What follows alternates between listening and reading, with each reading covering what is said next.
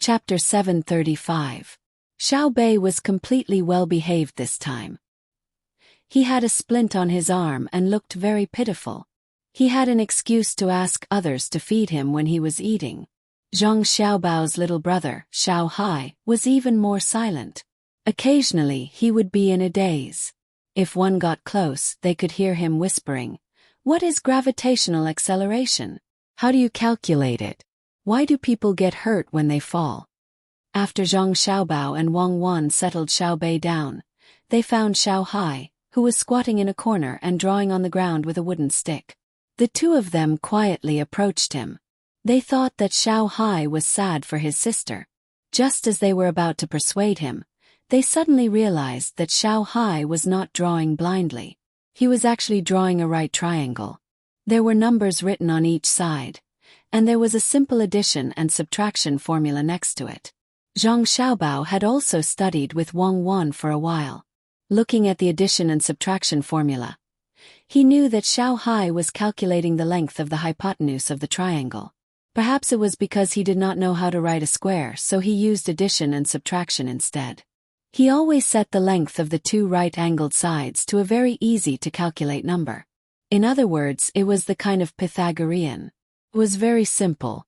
If the lengths of the two right-angled sides were 2 and 4, he would not calculate the length of the hypotenuse. "Xiao Hai, are you calculating the Pythagorean?" Wang Wan felt that it was very magical. She also squatted down and asked Xiao Hai. Xiao Hai was too engrossed and was startled. When he saw that it was his brother and sister coming over, he nodded. If Xiao Bei did not fall, Xiao Yuan also did not fall. After I calculate, Xiao Yuan will be able to fly out of the empty space on the platform that Xiao Bei jumped off and fall into the water. Hee, Xiao Hai, you like to learn this. Wang Wan laughed. Even if the two of them did not make a mistake, Xiao Yuan would only hit the platform that Xiao Bei was standing on when he flew. Picking up a wooden stick from the side, Wang Wan began to calculate according to the rough data on the ground. She didn't even take into account air resistance, only gravity, and added it into the formula to find the limit of flying angle and height. This kind of guidance method could be done by a high school student like Zhang Xiaobao, but for Zhang Xiaobao it was still too difficult. Little Hai's eyes were fixed. Although he didn't understand why they had to calculate like this, he knew that Sister Wang Wan could calculate, and she was very good at it. Wang Wan didn't expect Xiao Hai to understand immediately. She just wanted to let him know that if he wanted to learn computing well, there was still a long way to go. "Little Hai, do you want to learn? It might take 10 years, 20 years, or even longer, and then I can learn arithmetic to the highest level." Little Hai asked longingly. Wang Wan shook her head. "What I'm using now is just the basics. It's like learning 1 + 1 equals something. No one knows where the peak of calculation is. Every time you climb a mountain that you think is the highest, you will find that there is an even higher mountain in front of you. What can you do after you learn it?" Little Hai asked again. "Everything. This is called a coordinate axis, this is called a parabola, this is called..." Wang Wan began to explain some terms to Little Hai. She didn't expect Little Hai to understand immediately. She wanted to give Little Hai an impression first. After Little Hai memorized the names of each place, Wang Wan said to Little Hai, "If you want to learn this step, you must first have a solid foundation in addition, subtraction, multiplication, and division. Learn well. If there is anything you don't know, ask me. Go and see Xiao Bei. Because of your calculation error, Xiao Bei was injured. Okay, I will go now. I will learn well. Sister, are you and big brother really gods?"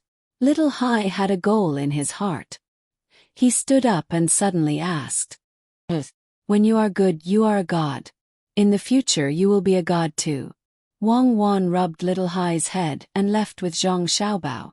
There were other things to do. "I'm a god too. I'm a god too. I will learn arithmetic well. There is nothing I can't do." Little Hai encouraged himself and ran towards Xiao Bei. Zhang Xiaobao and Wang Wan were talking about their younger brother and sister as they walked back. "I thought I would have to wait until they were in their first year to discover their interests. I didn't expect them to gradually reveal it now. I have to be more careful in the future." I can't let them be too biased. Otherwise, when they reach a certain level, they will find that their foundation is not solid enough. They will have to go back and learn again. It will be a waste of time. Zhang Xiaobao felt that Xiao Bei and little Yuan's injuries were worth it. At least they knew that little Hai, who was usually relatively quiet, had such an interest. He could actually calculate the length of a string. Yes, every child is a genius. Just depends on whether you can discover it or not. Wang Wan also sighed with emotion. When Old Man Pai and the others who had also received news of Xiao Bei's injury rushed over, they saw Xiao Bei eating a cold drink with her arm in a sling. Today she was injured, so she was treated more leniently. She ate 3 bowls in a row and was still eating. There was also an unlimited amount of candy. This made her forget about the pain in her arm very quickly and become happy. Old Man Bai found out what had happened from the servants. He looked at the seesaw, then at the platform that was set up.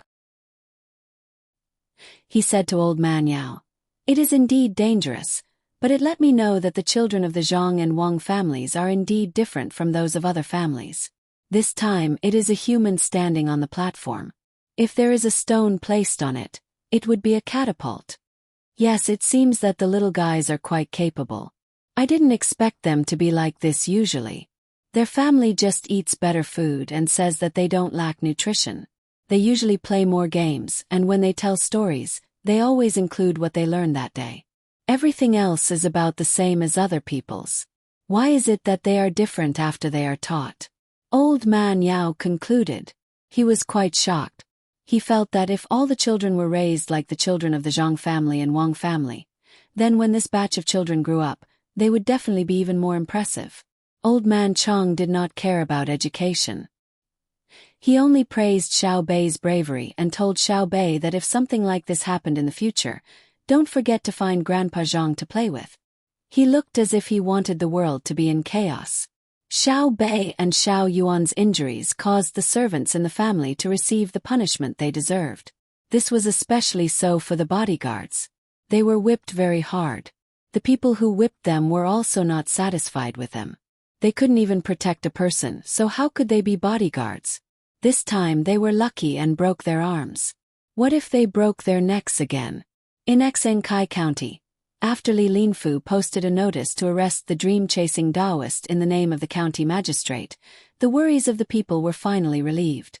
Since they did not have to be afraid of traveling to the southwest and did not have to continue controlling the land, then the river could be smoothly led to Baoxing County. As soon as Li Linfu left Xinkai County, Cui Riji received the news and knew about the notice. Looking in the direction Li Linfu left, he said to the attendant next to him, "It seems that this Li Linfu is not like how he was on the way here. We were all fooled." Sir's right.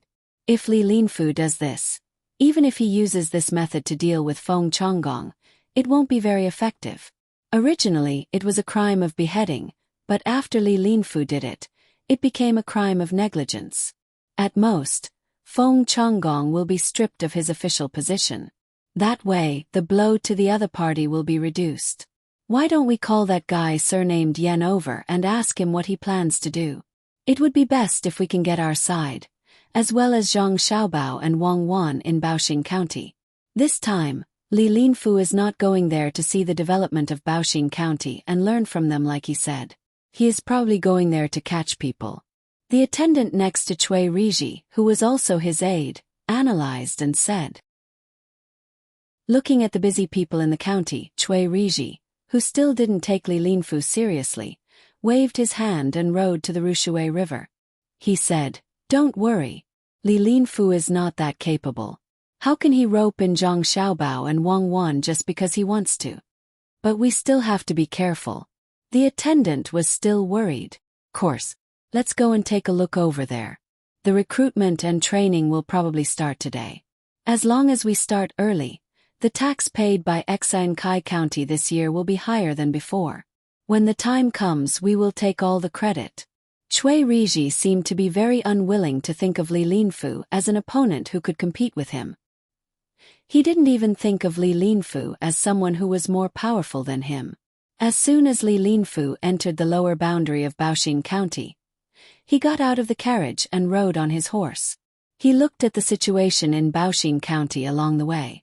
He was also a registrar, so he knew what kind of scene was real and could reflect the good and bad lives of the local people.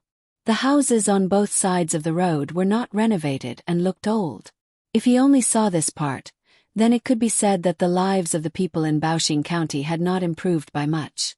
However, the difference was that although the houses were old in the enclosed courtyards, he could see chickens and ducks in the front yard. There were also pigs in the backyards. Each family had also found an open space to feed the poultry and livestock. It was almost noon. Smoke came out of the chimneys of the houses. Some had no smoke and were cooking by a unique stove outside. Li Linfu narrowed his eyes and looked at the people cooking. He saw that the clothes they wore were not as good as the people of Exin Kai County. However, the expressions on their faces were much better than the people of Exin Kai County. None of them looked sad, and their actions were swift. Li Linfu had seen such an expression before. It was the usual expression of people when there was a happy occasion. He also said to the attendant beside him, "This is the human heart. As long as there is a good plan, it will be better than usual when doing things." It seems that Zhang Xiaobao and Wang Wan have really put in a lot of effort. "Master, look, there are a lot of people busy there. The road is blocked. Why don't we go around?" The attendant beside him also looked around. A gust of wind blew in, bringing a lot of dust. He narrowed his eyes and waited for the wind to pass. He pointed to a side road and wanted to go around.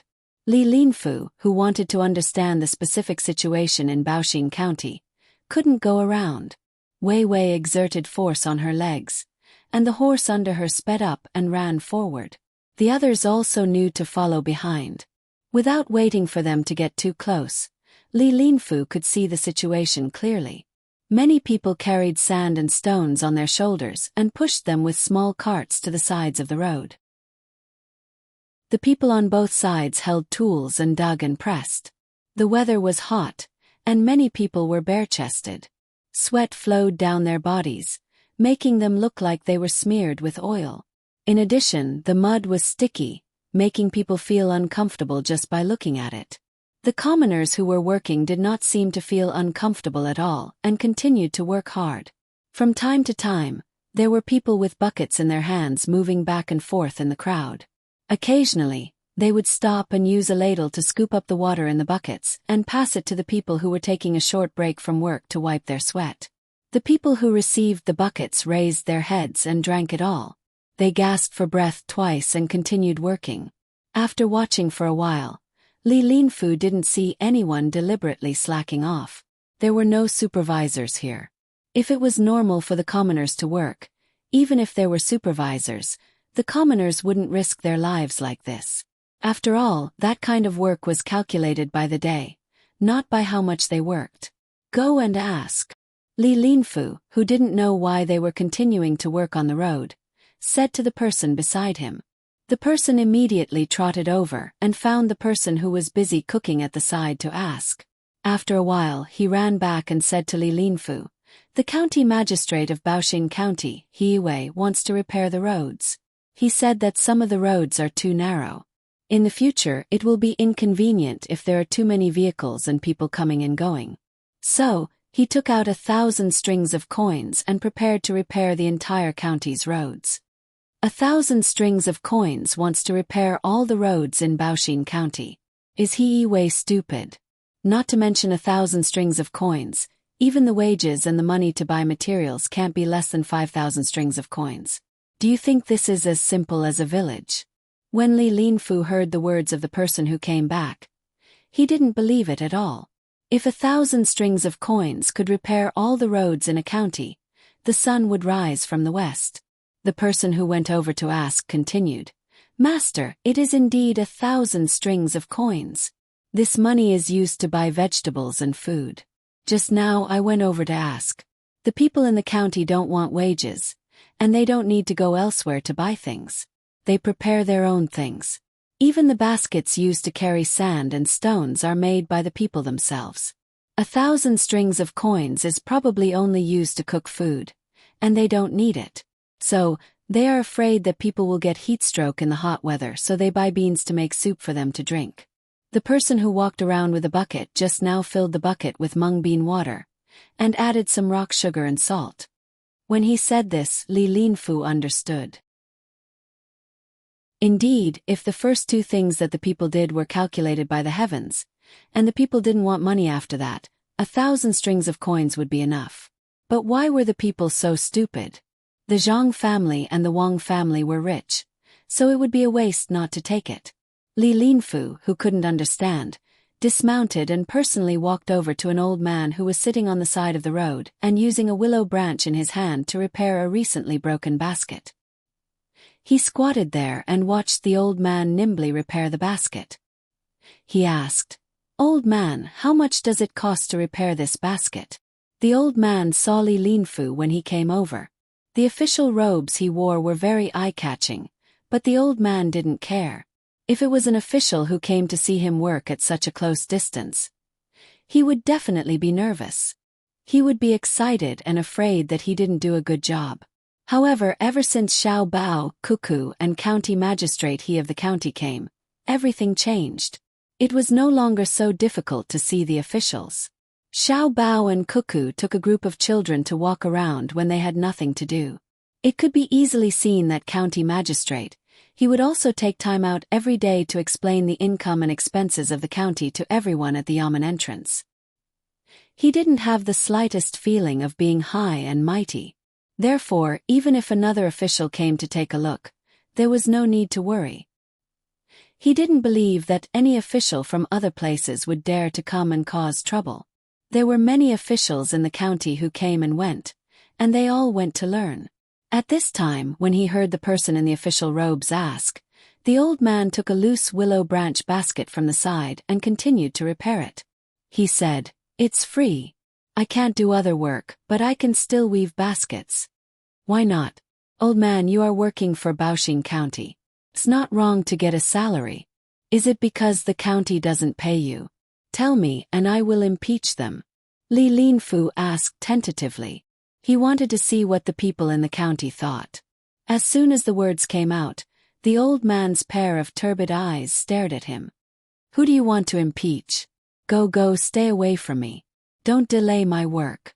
"I'm not impeaching. I'm just asking. I just said it. Even if you want me to impeach, I don't have the courage. Who doesn't know that Zhang Xiaobao and Wang Wan, who are in charge of Baoxing County, can't be impeached? Am I right, old man?" Li Linfu quickly changed his words. Perhaps it was because his tone was good, or perhaps it was because he was relatively handsome. He gave a good impression. This time, the old man didn't chase him away. Instead, he said while mending the baskets, "That's right. Don't you know who Xiao Bao and Cuckoo are? If someone really impeaches them, not to mention that they are capable, even if their family is not capable, I will personally put a bloody handprint to protect them. As an official, you said something wrong. How can you say that you are working for the county? Baoxing County is not other people's county. It is the county of Baoxing County. How can you ask for money when you are working for your own county? Are you thinking about it wrongly?" Yes, thank you, old man, for reminding me. Otherwise, I really wouldn't have thought of this. Yes, how can I ask for money when I am working for my own county?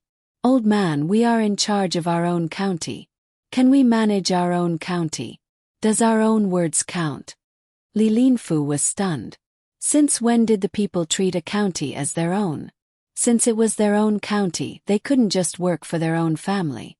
Therefore he asked again, "Why doesn't it count? Every morning in the yamen, county magistrate, he will tell us how much money is left in the yamen and where to spend it. If we don't agree, or if a lot of people don't agree, then the money can't be spent. Only when everyone agrees can it be used, for example, to repair the road. When county magistrate he first proposed it, I was also present.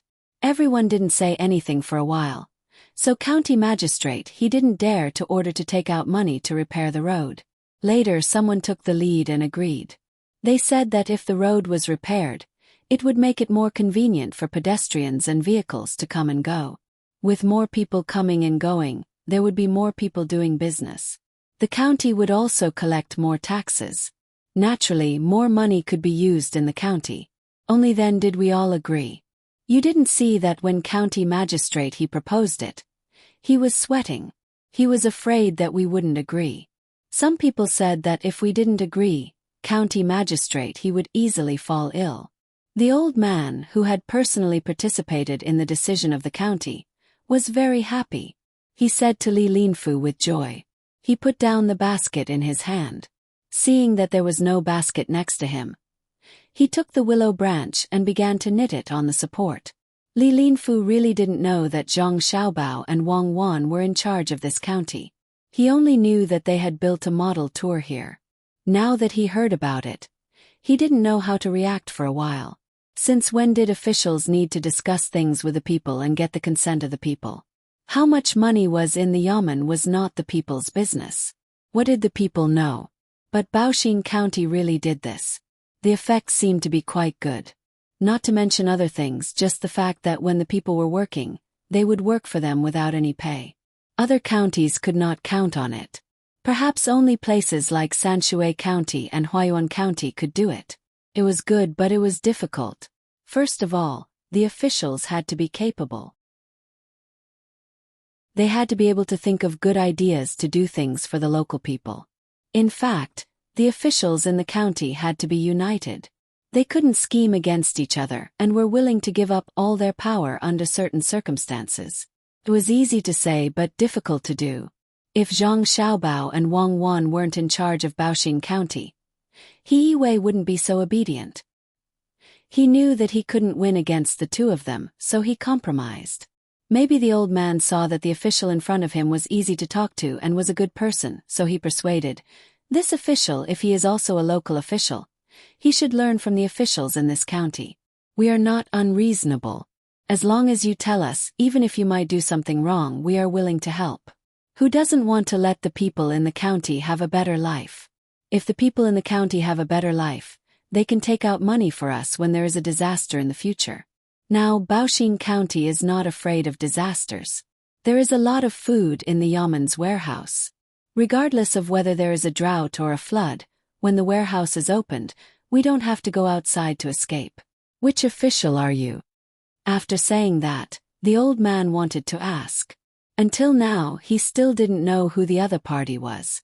I haven't taken office yet, but I am in a neighboring county. Registrar, I have remembered what you said. When the time comes, I will learn from you. Li Linfu pointed in the direction of Xinsai County and replied humbly. The old man looked at Li Linfu again and nodded. You look good as an official. When you take office, remember to come and ask if you encounter any trouble. Xiao Bao and Cuckoo are very capable. Things that many officials find difficult to do are easy in their hands. In fact, some of the officials who come here specifically come to ask for solutions. Yes, even if you don't say it, I know. Zhang Xiaobao and Wang Wan are well known in the imperial court. In the future I will come and see you more often. Let's combine the two counties and live a good life. Chapter 736. In summer, the weather was still unpredictable. Could be cold or hot at any time. It might be sunny in the morning, but it might be raining at noon. That was the case today. When they woke up in the morning and saw that the weather was good, they prepared to travel a little more. But who knew that it would rain before noon, making the already difficult road even more difficult to travel. Stop. Set up tents to shelter from the rain. Complaining about the heavens in his heart, Song Grignigan gave the order to stop. The people in the group didn't want to continue. Being drenched by the rain, they couldn't tell if it was cold or hot. Their wet clothes stuck to their bodies, damp and stuffy. Seeing that their master had ordered them to stop, they quickly set up their tents and hid in them. They took off their soaking wet clothes and used the wood from the carriage to make a fire. Fortunately, they had covered the firewood with oilcloth before it started raining. Otherwise they would have to endure the heat now. Song Grignigan didn't rest immediately. He wore a straw raincoat and a bamboo hat. A few other people checked the tents one by one to see if anyone was feeling unwell. If so, they would have to be fed medicine immediately. They were not just slaves but also money. The slaves were also used to their master's kindness. Everyone who saw Songrignagan respectfully greeted him from the bottom of their hearts. When Songrignagan walked into another tent, there were women and children. The women also took off their clothes and didn't look shy in front of Songrignagan. Perhaps they were used to it, but the children were also playing around naked. Seeing a child sitting there obediently, Songrignagan took out a thermometer from his arms and wiped it with his sleeve. He said to the child, "Open your arms and hold it. Are you cold?" The child nodded and obediently held the thing that he had never seen before under his arm. He looked at his master with wide eyes, not knowing what his master was going to do. The person next to Songrignagan immediately said, "This is called a thermometer. Can be used to see if a person is sick or not. Ordinary people can't see it, let alone use it. It's a good thing made by devilish Cuckoo's family. My master is good friends with Cuckoo and only got a few of them. She still hasn't boiled ginger water to drink. Master, should I bring some more sugar?" "Yes, go get it. Remember to bring the brown sugar." He glanced at the others and said, "If anyone is feeling unwell, you must tell us in advance. Don't drag others down with you when you die of illness." After he finished speaking, he turned around and left under the grateful and happy gazes of the people in the tent.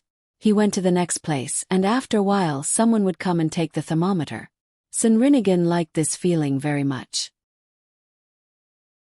Compared to other nobles or royalty, he felt that his slaves were the ones who were truly willing to do things for him. They were healthy and loyal, and when they worked, they could do two of the work of others. He was not afraid that a slave would accidentally run away.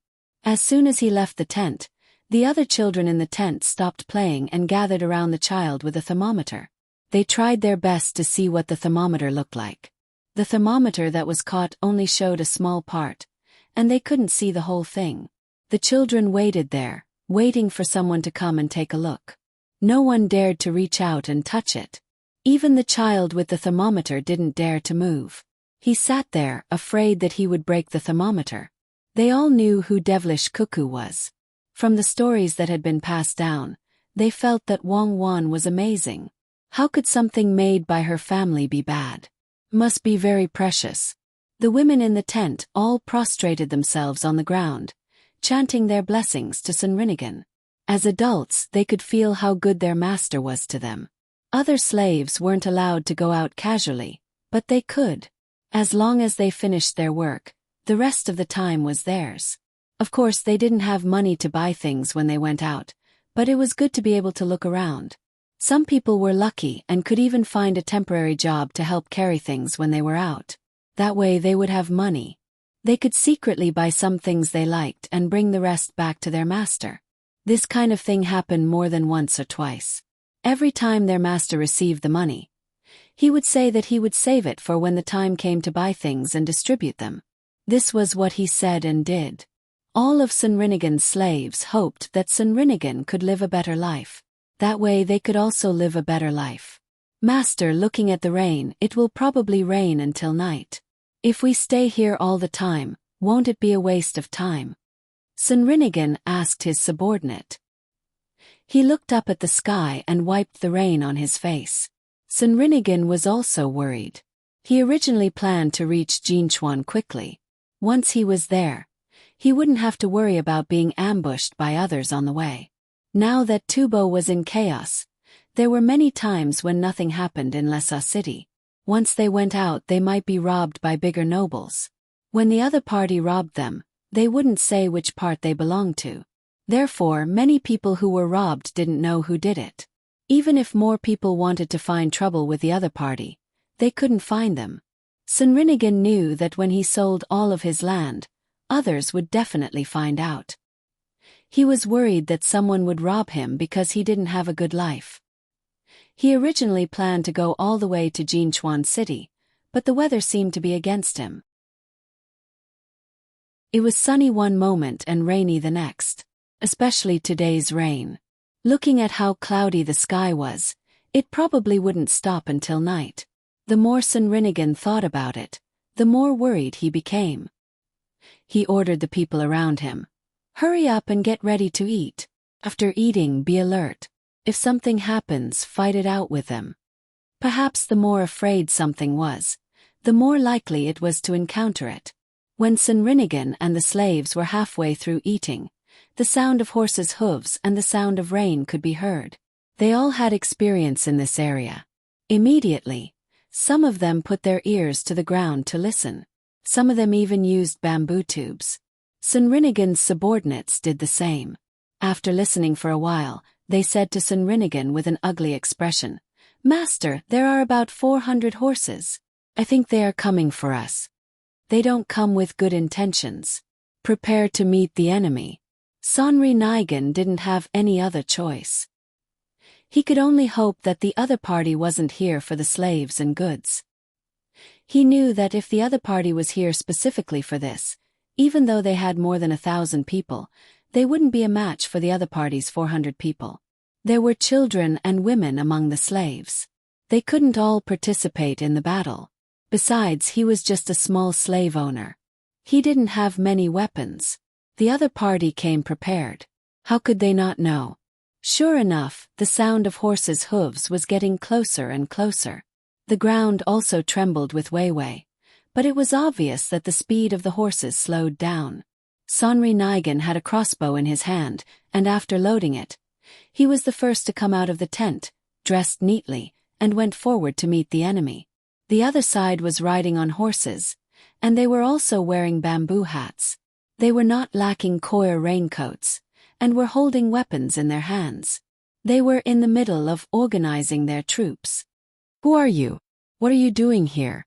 Sinrinnigan shouted at the other party. His voice wasn't loud, and because of the rain, the distance was not far. Even so, the other party could still hear him. "But Sinrinnigan, we are here under orders. As for who gave the order, you don't have to care. Leave half of the goods and slaves and you can go. Otherwise, we will kill you all and take away all the goods. Let your people put down their weapons." The other party also said. Indeed, they didn't say who sent them. They only said to leave half of the goods and slaves. Sinrinnigan wasn't stupid. Looking at the other party, he didn't really want half of the goods and slaves. Otherwise, they wouldn't have caught up in the rain. Moreover, they came in such a hurry. If he really let his people put down their weapons, he didn't expect any of them to leave alive. With a decision in his heart, Sinrinnigan nodded to the person next to him. That person immediately began to shout. A group of slaves with weapons in their hands came out of the tent. They looked forward one by one, ready to fight. At this time, Sinrinnigan shouted at the other party, "If you want half of the goods and slaves, I won't agree. At most, I will leave 10% of the goods. If you don't want it, then come over." Sinrinnigan felt that the other party was reluctant to fight like this. Otherwise, even if they won in the end, there would be a lot of losses. He estimated that the other party's master couldn't bear such losses, so he was prepared to use a small part of the goods to exchange for peace. This time the other party didn't reply. Instead, they began to adjust their attack position. Some of the horses ran to the side, as if they were besieging. Seeing the other party's movement, Sinrinnigan still insisted. At the same time, he rejoiced in the rain. Otherwise, the other party's cavalry would have an even more obvious advantage. Just when the two sides were about to fight, the sound of horse hooves came from another direction. The first group of people didn't dare to act rashly. They stayed there waiting to see who was coming. After a while, the second group of people also arrived. They were also cavalry. This time there should be more than 300 of them. It seemed that they didn't expect that there would be a group of people here. Seeing that the two sides were in a deadlock, they stopped to observe the situation. One of them came out and shouted to Sinrinnigan, "Sinrinnigan, leave all the goods and we will let you go." Sinrinnigan suddenly found that he was in high demand. The two groups of people wanted to attack him, but he wasn't worried now.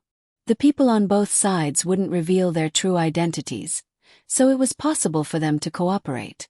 When the time came, one side would attack, and the other side would wait to take advantage of it. Therefore, the people on both sides wouldn't take the initiative to attack him. Sure enough, the two groups of people stopped there, guarding against each other. They wanted to attack but didn't dare. If they didn't attack, they could only stand there in the rain. After a while of deadlock, Sunrinigan shouted to the people on both sides. "How about this? I will give you 10% of the goods. Let's stop here today. When we set off tomorrow, you can continue to chase from behind. If you catch up, you will give me another 10% of the goods." Sunrinigan had no other choice. He knew that if he didn't give the other party something today, he wouldn't be able to leave in one piece. He would let the other party taste the sweetness first. As for whether he could catch up with them tomorrow, he didn't care about that for the time being. 10% of the goods was not a small amount. The other party should at least stay behind to guard it or transport it back. That way the other party would have fewer people tomorrow. With fewer people, they wouldn't dare to directly use force against him. In 2 more days they would reach Jinchuan. Even if they had to give away half of the goods, they would accept it. The people on both sides hesitated, not knowing whether to agree or not. It should be the people behind them who told them to take away all the goods. But since there were 2 wolves who wanted to eat a sheep, and they couldn't cooperate, this plan fell through. Sunrinigan didn't care whether it was still raining or not. He ordered the people to put away the tents and prepared to hurry in the rain. He divided the goods into 2 groups and left vigilantly with the group. The cavalry on both sides wanted to continue to chase, but they were reluctant to give up the goods. They were worried that the other party would chase and take the remaining 80%. They were also thinking about what they should do. While they were hesitating, Sunrinigan took the people and disappeared in the rain. "First, take this part of the goods back." The group of people who came first finally made a decision. They divided 100 riders to guard the goods, dismounted from their horses, and harnessed the carts. This was because Sunrinigan only left the carts behind, but not the animals. The remaining 300 riders stayed where they were. They didn't chase after Sunrinigan, but they also didn't leave. They just waited for the people who came later. The people who came later also helplessly ordered them to guard their goods. At this time, both sides found a problem, and that was, if the rest of the people really chased after them, they still wouldn't get any benefits. As long as Sunrinigan fought desperately, the people on the other side would first take away the 10% of the goods he just obtained, and then chase after them to clean up the mess. It was a very mysterious balance, which made both sides very depressed. Sunrinigan was also depressed. 20% of the goods were gone just like that, and they didn't even know who the other party was. Tomorrow they would have to travel another day to reach Jinchuan. If they didn't do well, the other party would follow them again. Hurry up, it will be fine after we pass Jinchuan. Hurry up." Sunrinigan anxiously shouted to the slaves. The slaves knew what to do without him shouting. If they walked too slowly, it wouldn't be a good thing to be caught. Although they were still slaves, they were treated differently. Would other masters give them meat to eat? Would they give their children eggs to eat? One by one, the slaves rushed with all their strength. If the carts moved too slowly, they would push and pull them. Night, it was still raining. Some people had already fallen sick or tired. These people, including Sunrinigan, were all thrown into the carts and taken along with them. In the end, they had to travel for an entire night. The next day they couldn't walk anymore. The rain stopped and everyone started to eat. They didn't have time to cook hot food, only dry food, which they swallowed with cold water. The dry food was really good. It was not like the hard steamed buns prepared by ordinary people or the local food that was eaten by hand. Instead, it was a cake mixed with a lot of spices and meat. Since they were in a hurry, of course, they had to prepare the best food. Just as Sunrinigan and the others finished eating and were ready to continue, the 2 groups of people caught up with them again. However, there were fewer people. One side had 200 riders, the other side had 300 riders. When the 2 sides chased after Sunrinigan, they were also on guard against each other. Sunrinigan helplessly ordered the slaves, "Give me another 20% of the goods." The slaves began to move the goods. Who knew that the people who caught up first would say, "Not 10%, we want 20% today." "Yes, we want 20% too." The people on the other side also said. It seemed that the two sides had discussed it. 20%, 20% it is. Sunrinigan reluctantly agreed. This time the loss was big, and he didn't know when he could earn it back. The slaves sadly began to distribute the goods. Just as the other party was about to succeed, an eagle cry suddenly resounded from the sky. 2 eagles were circling in the sky. At the sight of the 2 eagles, a person beside Sonrinigan immediately took out a tube from his bosom and said to Sonrinigan, "That's right. Master, when we came here, young Master Han gave me this. He said that if I saw the eagles, I should light it. They prepared it in advance. Should we light it now? It should be their eagles, right? Why didn't you say so earlier? Hurry up, damn it, 20%. That's not even 10%. Sunrinigan was like suddenly finding a clear spring after being thirsty in the desert for 2 days. He cursed and hurriedly asked the people around him to light the fire. He also quietly told the slaves to slow down. In fact, the slaves were already very slow. Who would be willing to give their things to others for free? They were there to pick and choose, keeping the valuable ones and giving away the worthless ones. As the fireworks rose into the sky, the 2 eagles let out a long cry, flapped their wings a few times, and quickly flew away. When the other 2 sides saw the situation, they knew that something bad was going to happen. The person who came first immediately shouted to Sunrinigan, "Hurry up, leave the animals behind. Don't try to delay, others can't manage here." The others he was talking about were naturally Wang Wan of the Tang Empire. Everyone had tacitly agreed that the Jinchuan Empire would be in charge. This was not the other side, and they hadn't crossed the river yet. Okay, hurry up, you guys, leave the animals behind too. Sunrinigan cooperated and said. The slaves were not stupid, and they knew what their master meant. They moved faster, but the goods they moved became less and less each time. It seemed that they didn't waste time, but that was not the case at all. The people on both sides didn't dare to get closer to take a look. Once they did, they would not be cavalrymen, and their horses would become a burden. They could only wait at a suitable place for charging. 2 people wanted to get closer to take a look, but they were stopped by Sunrinigan's people, who were afraid that they would come over and hurt their master. This delay lasted for more than an hour. Just when the people on both sides were impatient, the goods were finally loaded. Sunrinigan anxiously looked in the direction of the Jinchuan Empire. Seeing that no one was coming, he helplessly waved his hand, indicating that the troops should move. There was still some distance between here and the other side. Even if the other side sent people over, they couldn't arrive immediately. They still had to cross the river. Just as the team was about to set off, 8 eagles flew down from the sky. Every 2 eagles had a person under them. If one looked carefully with binoculars, they would see that the 2 people were holding a rope, and there was a person hanging from the rope.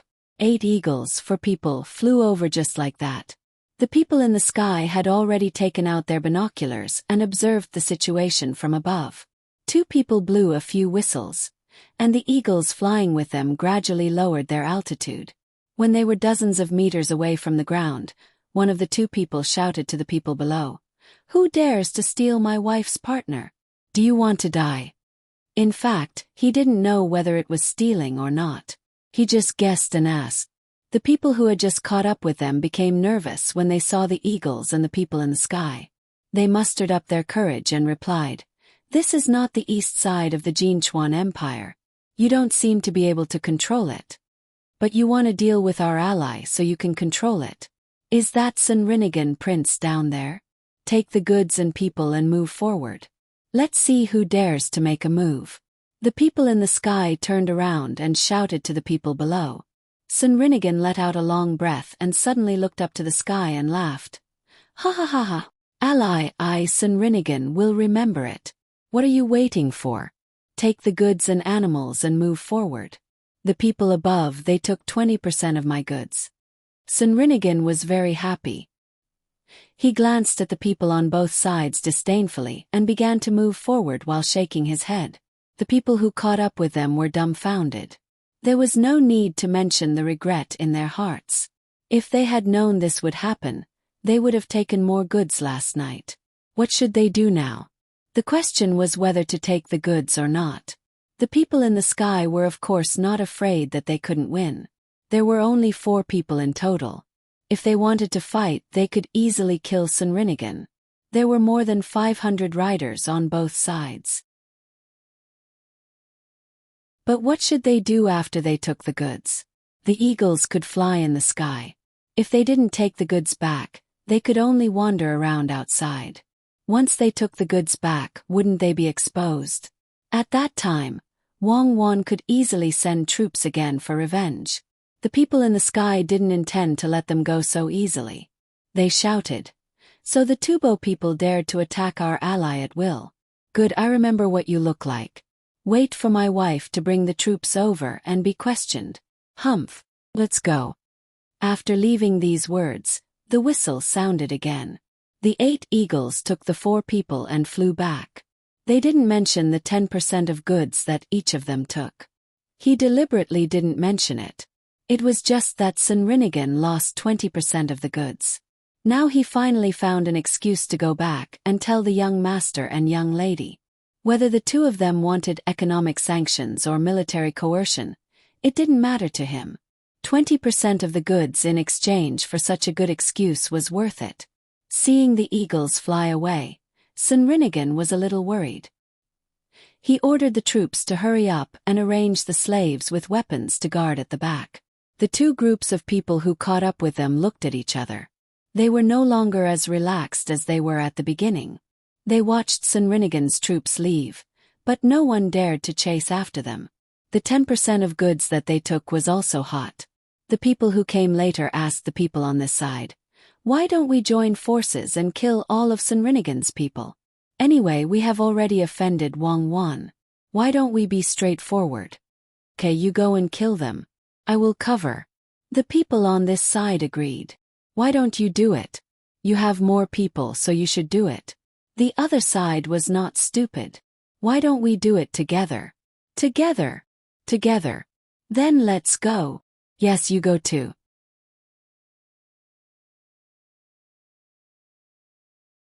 Chapter 737. The road was still under repair. After rushing for half a day, Li Linfu finally arrived outside the yamen of Baoxing County.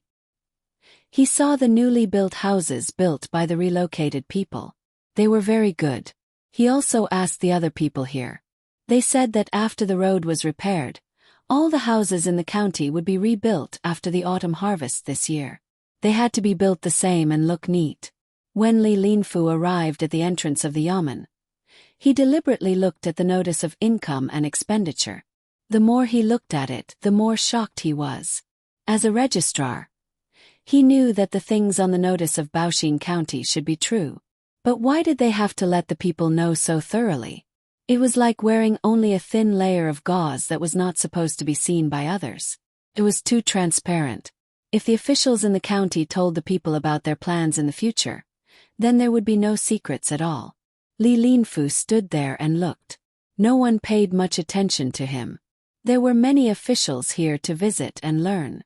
Who would care about him? After thinking about it, Li Linfu did not directly enter the yamen. Instead, he walked towards the place with the model. There were 2 important people there that he should meet, Bai Go and Yao Chong. He also wanted to take this opportunity to learn more. There were such models in the palace. If one day the emperor was happy and asked someone, he would be able to answer. When entering the tourist area, ordinary people did not have to pay the entrance fee. However, it was different for officials. Based on their ranks, each official had to pay 20 to 100 copper coins for the visit. This money was not taken for free. The people did not have to pay. They just wanted to see the excitement and novelty. However, when it was the turn of the officials, there were people here who specifically talked about the officials. For example, the population of a certain place, the degree of governance, and so on. The data given was very accurate. At the same time, The officials who paid 100 copper coins showed that their positions were important. There were also other things for them to see, such as the future development of various places and how to deal with disasters. 100 copper coins was really not expensive to learn such things. Li Linfu also paid 100 copper coins and let the tour guide him in. Along the way, he carefully listened to other people's explanations and tried his best to remember, afraid that he would forget. Just as his head was about to explode from memorizing, the tour guide suddenly said to him, "Lord Li, in fact, what I just said has already been printed into a booklet. If you want, you can buy it for 10 copper coins. There are a total of 6 sets, divided into 6 parts, and each set costs 10 copper coins. When the time comes, Lord Li can go back and read it easily." As soon as Li Linfu heard that there were 6 divisions, he understood that it should be one of the 6 divisions. As for why there were no 3 divisions, it was because his level was not high enough, so there was no need for him to understand.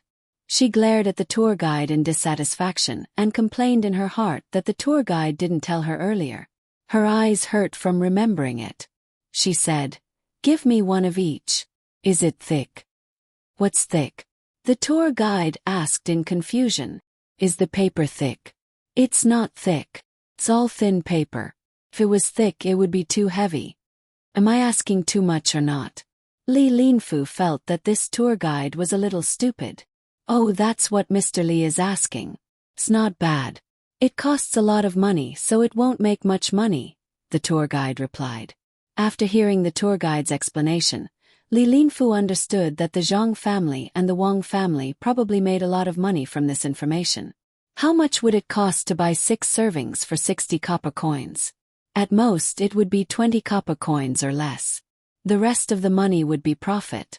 Yes, that's right. With Zhang Xiaobao's calculation, he definitely wouldn't let go of such a money-making opportunity easily. As Li Linfu listened and walked, he relaxed and really felt that this model was well made. When he walked to the front, he saw many people gathered there. Some people even made friendly noises from time to time. Puzzled, he asked the tour guide, "What's going on over there?" "Nothing, just follow me. Mr. Bai and the others are telling a story over there. It's all fake. There's no need to go over." The tour guide signaled Li Linfu to follow her. Li Linfu came to see these 2 key figures and was counting on them to help him put in a good word. How could he miss this opportunity? He didn't care about the tour guide and walked over. At this time, Old Man Pai was telling the exciting part of the story. Old Man Chong had also changed 6 weapons. He was so tired that his whole body was covered in sweat. Someone beside him bought him a cup of good tea to drink. If you want to know what's going to happen, listen to the next segment.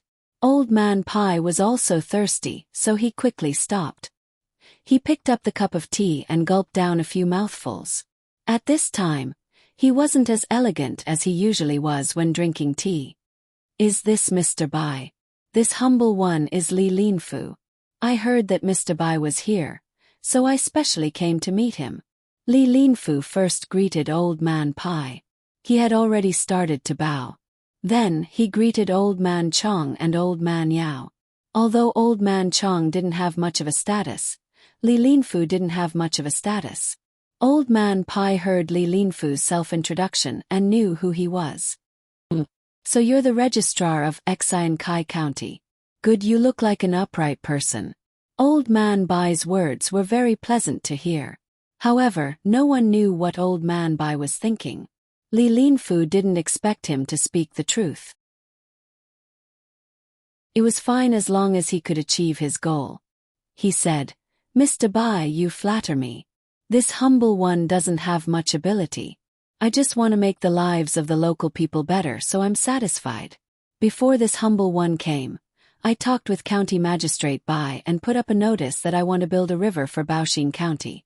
However, this humble one heard that there was some misunderstanding between County Magistrate Feng and County Magistrate Zhang and County Magistrate Wang, so I had to come personally to mediate. After all, the 2 counties are adjacent to each other, so it's better to work together." After he finished speaking, Li Linfu looked at Old Man Yao.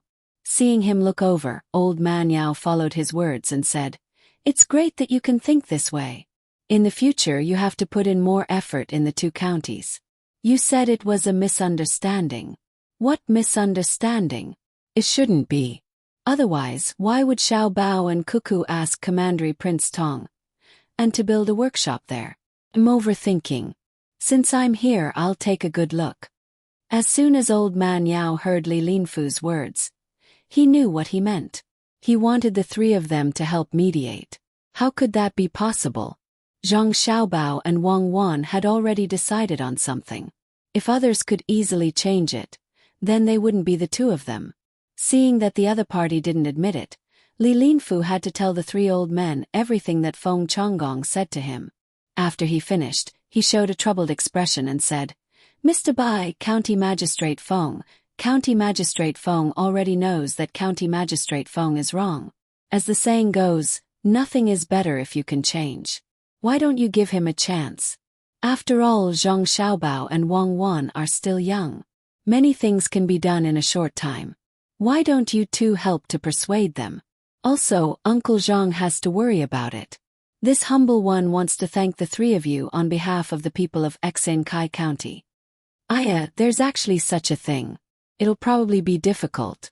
When have Xiao Bao and Cuckoo ever suffered such a loss? Me think. How about this, you go and talk to Xiao Bao and Cuckoo first. Later I'll help to say a few words. Just a few words. I don't know if it'll work or not. Old Man Chong looked surprised. It was as if he didn't know before. Although he agreed, he didn't make a promise. Li Linfu, who knew that he couldn't be sure, had no other choice. He apologized and left. He went to the yamen to look for Zhang Xiaobao and Wang Wan. After waiting for him to leave, Old Man Bai and the other two found a quiet place to sit down. They asked someone to bring them good tea. As they ate their melon seeds and tea, they began to talk about Li Linfu, who had come over today. "In my opinion, this person is 100 times better than Feng Changgong. He handles things properly and acts steadily. He's also a rare talent. It's a pity that he's still too young. He thinks that just because he has some ability, he can do everything well. How could Xiao Bao and Cuckoo help him?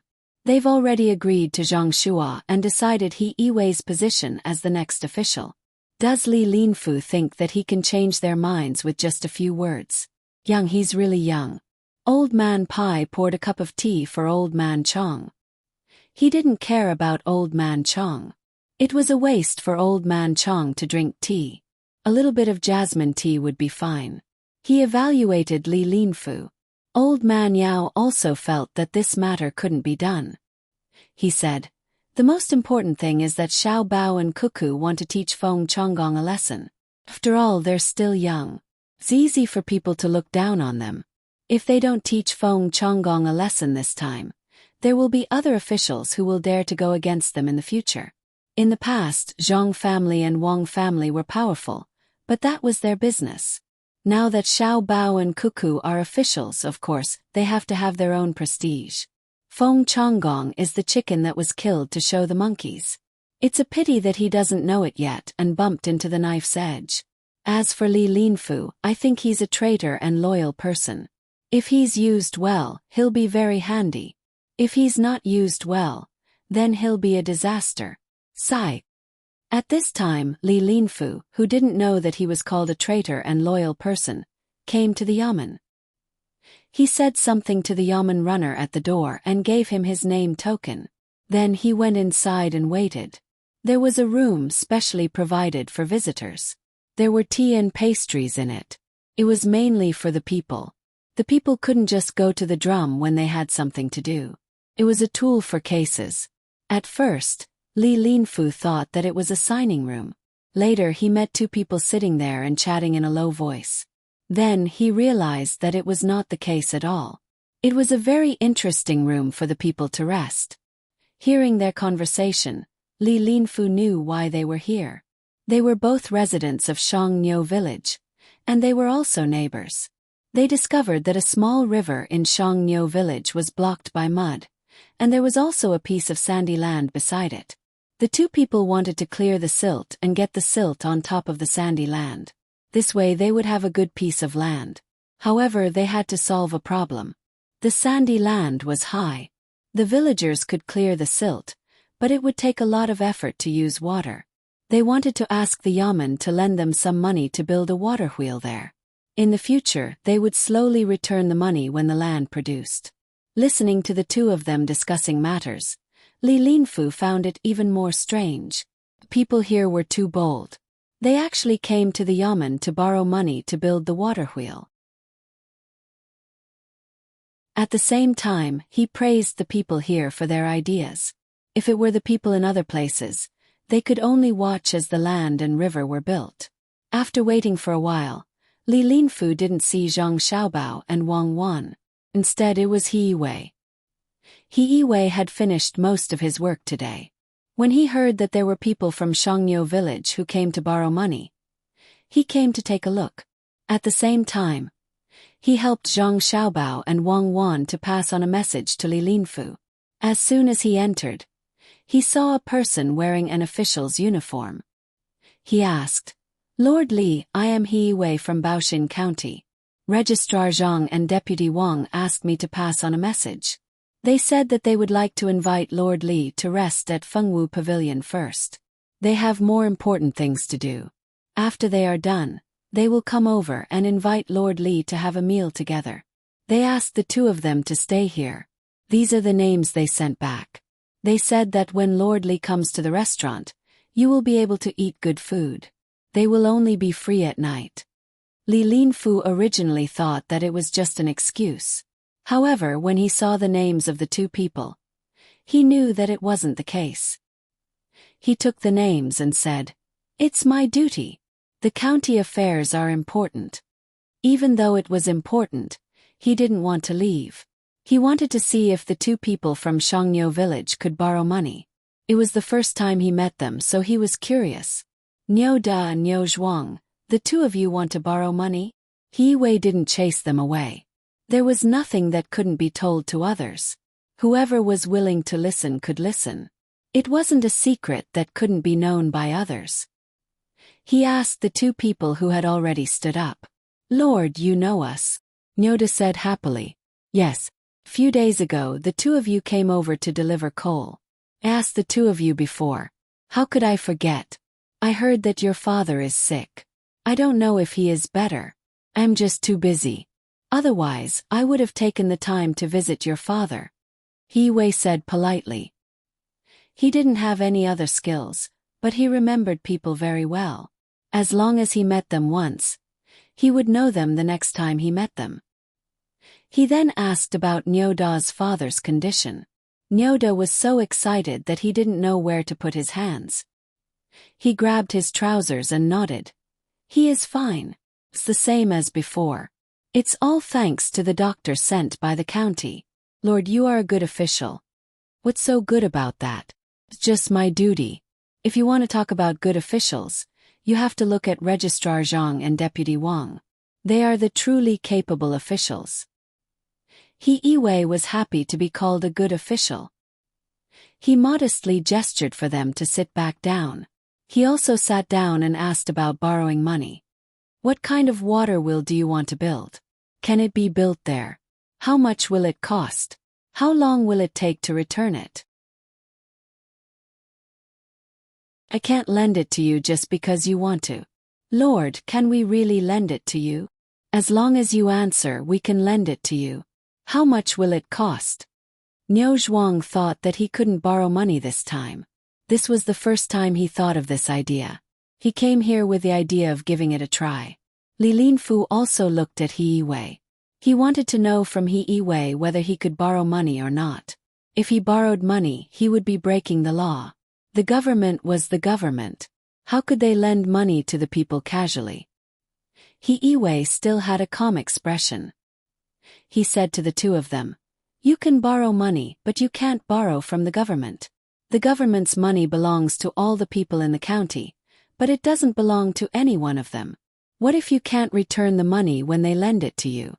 Even if you use the land as collateral, you can't do it. When the time comes, you still have to sell the land. There is an additional process. This is not an administrative action but an economic action. Do you understand?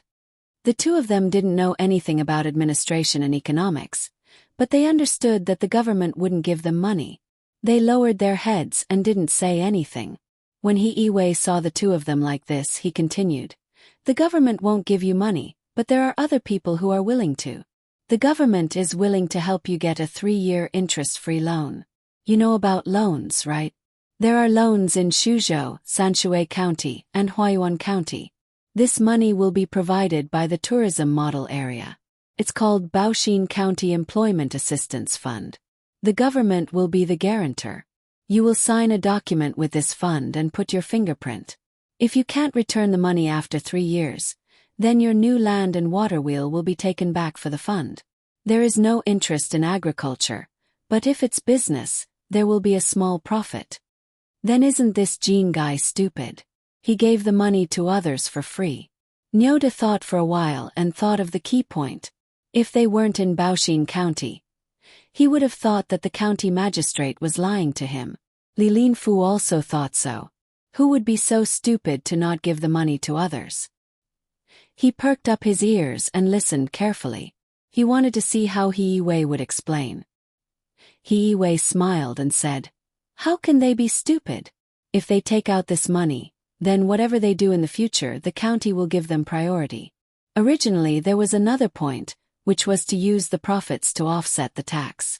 However, Xiao Bao and Cuckoo rejected it, saying that it would be easy to be impeached. So, we changed the point, which is that the government will be the guarantor and open a bank for them. They won't collect taxes from them for the first 5 years. They will use this part of the profits to exchange for an interest-free loan. So you have to make things clear. They need to do a risk assessment. If they think it's okay, they will lend you money. They will even send someone to guide you on how to do it." This time Niu Da and Niu Zhuang heard it clearly. They said that the loss of the Jean guy would be compensated on the other side. Regardless of how the government would compensate them, at least they could borrow money. So, Niu Da began to talk about their specific plan and introduced the situation to He in detail. Before he finished, He interrupted him. "It's not like that. There is a format. Xiao Bao and Cuckoo are working on this. In fact, even if you didn't come today, you would see this message on the bulletin board at the entrance of the government office tomorrow. They said that they have used this method in other places before. That method can be used in emergencies, but it is not formal and needs to be specially proposed. You can either wait here or go home first. Come back tomorrow and fill in the form according to the format. They will send someone to take a look. It won't take long." "Shall we wait?" Niu Da asked Niu Zhuang. We will wait here." Niu Zhuang felt that he would not feel at ease if he did not tell them the truth. He chose to wait. Anyway, there was food and drinks here, which was part of the government office's normal reception fee. There was no need to rush back to eat. Li Linfu was also thinking about this matter. He was not like Niu Da and Niu Zhuang, who did not care about long-term matters. He had a lot to consider. Would the establishment of this so-called fund be everywhere in the future? A fund with a bank. Then, there would be a bank in many places in the future. What were they going to do? A bank, as the name suggested, was a place to put money and borrow money. For example, flying money was used in this way, but it was not commonly used. Now, if ordinary people wanted to borrow money, they could not go to a place that specialized in exchanging money. Instead, they could go to a pawn shop. It seemed that this bank could provide a way for ordinary people to borrow money in the future. This matter was not that simple. There must be a deeper meaning. Since Zhang Xiaobao and Wang Wan brought it up, it might be a big matter. He had to tell the higher-ups as soon as possible so that they would not miss this good opportunity. Li Linfu thought. Now, he just faintly felt that this matter was not simple, but he could not pinpoint the specific details. Seeing that other people's matters were settled, he got up and left. He also asked when Zhang Xiaobao and Wang Wan would be able to settle the matter of the fund. He also came to take a look and did not have to wait in the Fengwu pavilion. Zhang Xiaobao and Wang Wan were in their own room at the back, perfecting the loan matter. Because this industry was also a new one, they had to consider what should be considered, especially the bank. Once it was opened everywhere in the Tang Empire, it would not be as simple as helping people to exchange change or get money. It was not only money that could be exchanged for gold and silver, but also the function of lending and saving. Of course, it was easy to open a bank now. If people kept a lot of money here, not only did they not have to pay interest, but they also had to take out a part of it as a storage fee. If they could lose money, then the person who opened the bank was really an idiot. Wang Wan was thinking about it, and so was Zhang Xiaobao. Both of them had their own ideas. When the time came, they would integrate the advantages and disadvantages. After Wang Wan wrote a few lines, she asked, "You really don't want to pay interest to people who save money?" "Not now. We will talk about it after opening a few more banks. The advantage of not paying interest is that we can take less risks, but we can lower the interest in the early stage according to other places like this. It will be fine as long as it is very small. The disadvantage is that the speed of accumulating circulating funds is slow. If we give others interest instead of asking them to pay for it, many people will be willing to deposit the money in the bank. The more money we deposit, the more people will adapt to it. Then we will have more funds to use." Zhang Xiaobao stopped writing and replied, "No. As long as there is no situation of a bank run, then a large amount of money will be ours. We can always use it without worry. The larger the base, the more stable we will be. I am afraid that someone will deliberately play tricks and deposit a large amount of money first, then withdraw a large amount of money in a foreign place. In that case, when we have insufficient funds in the early stage, there will be a shortage of funds in another place. But it won't do if we restrict the withdrawal of large amounts of money, because many people are like this. They are preparing to do a big business and are afraid that it will be dangerous to carry cash, so they spend a small part of the money in the bank. As long as it is cheaper than hiring bodyguards, then it will be profitable." Wang Wan frowned slightly. "Who asked there to be no electronic business here? If there was, it would be good."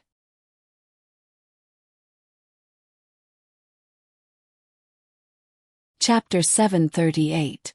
Even after an entire afternoon, Zhang Xiaobao and Wang Wan were still unable to figure out how to operate a bank.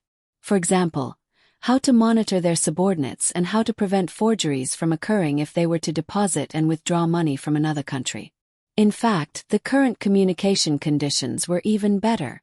They could still cheat when they needed to, and they couldn't just rely on loyalty at this moment. The two of them decided to put aside the matter of depositing and withdrawing money. Instead, they planned to open a bank to provide small loans. After that, they started to deal with the funds. This was simple for the time being.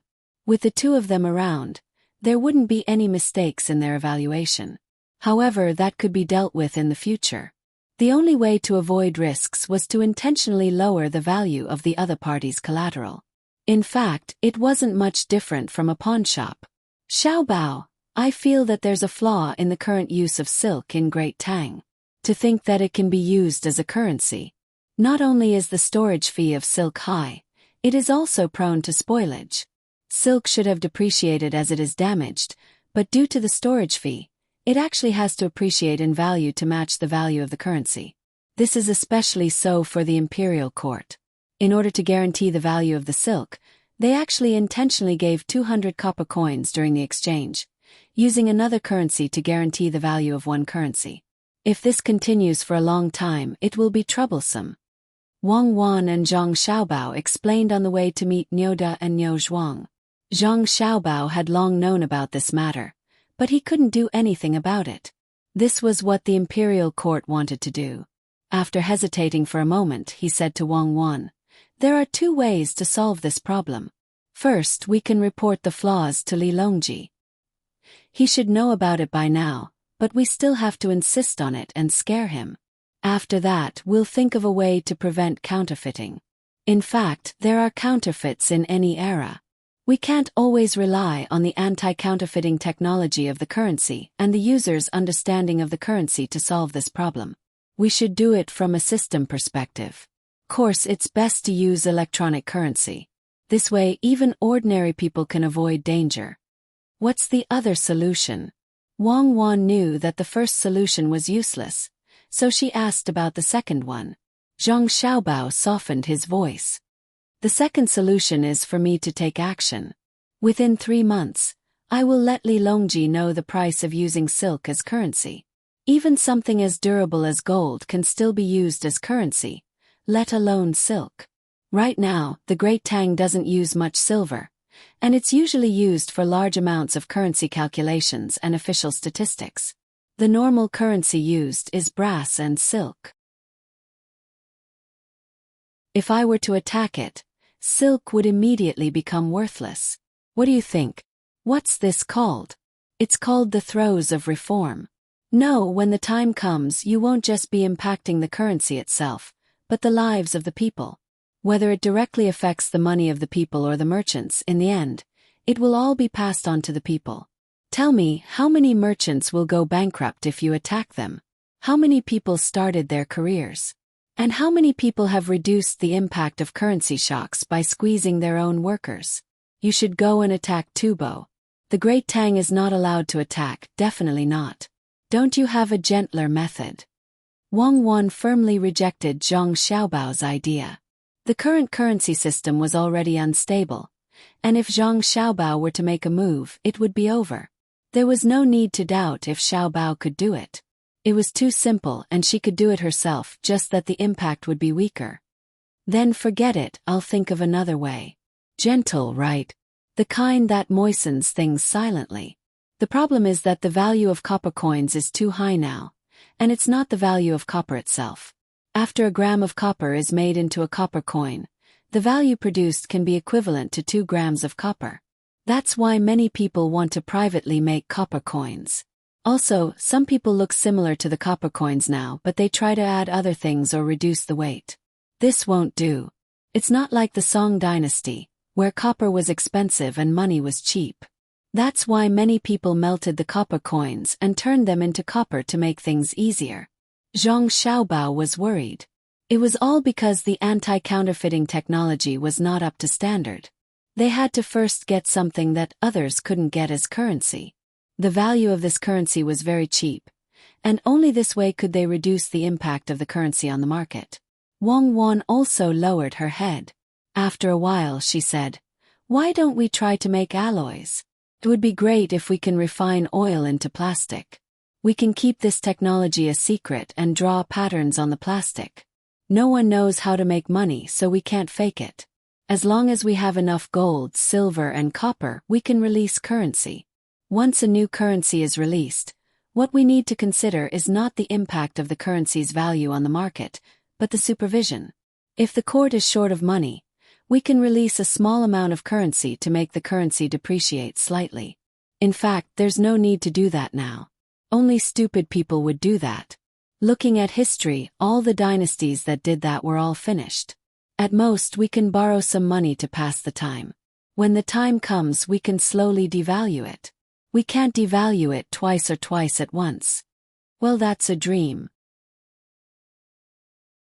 Let's first open banks everywhere, limit the amount of withdrawals, develop logistics, and let the money be sent to the place faster. When the time comes, we can cooperate with others to do business and let the upper bunks accept this currency. It's a mess. Let me think about it at night. It involves too many things. Zhang Xiaobao really couldn't think of anything, so he put it aside for the time being. At this time, 2 people came to the reception room. Niu De and Niu Zhuang had eaten a lot. They were holding their stomachs and had a look of happiness on their faces. It was very contradictory. He Yiwei was also holding a book and accompanying them at the side. Anyway, he had nothing to do, so he could rest wherever he went. It was a good opportunity for him to interact more with the people here and get familiar with them. Li Linfu was also here. He went to the Fengwu Pavilion and had a meal there. He couldn't stay there anymore. He kept thinking about the Employment Assistance Fund of Buxin County and wanted to know more about the bank. He wanted to know how to get more benefits from it and how big the impact would be in the end. Come, take 2 Dashan pills. If you eat too much next time, don't worry about it. Did you encounter something that doesn't cost you money? Zhang Xiaobao stood at the door and noticed the situation inside. He gave an order and then said to Niude and Niu Zhuang, it's okay. I actually had turtle soup for lunch. So nutritious, so I drank a little more. I also ate 2 more steamed buns. This turtle soup is really good. I haven't eaten it since I was young. The honest Niude said while rubbing his stomach. Zhang Xiaobao was stunned. He was the one who made the turtle soup and there was still a lot left. He was going to heat it up and eat it, but he didn't expect it to be moved here. He turned his head and looked at He Wei. County Magistrate Lord He, do you still have the seaweed and sparerib soup I made for Xiaobei? Yes. I know you made it for Xiaobei. No one dares to touch it. That turtle soup is really nutritious. My body is still warm now. He Wei quickly replied. If there was a misunderstanding, Xiaobei would blink his big eyes and stare at him for a day. Zhang Xiaobao thought to himself, isn't this nonsense? Who would drink turtle soup in the summer? There's no ice basin in this house.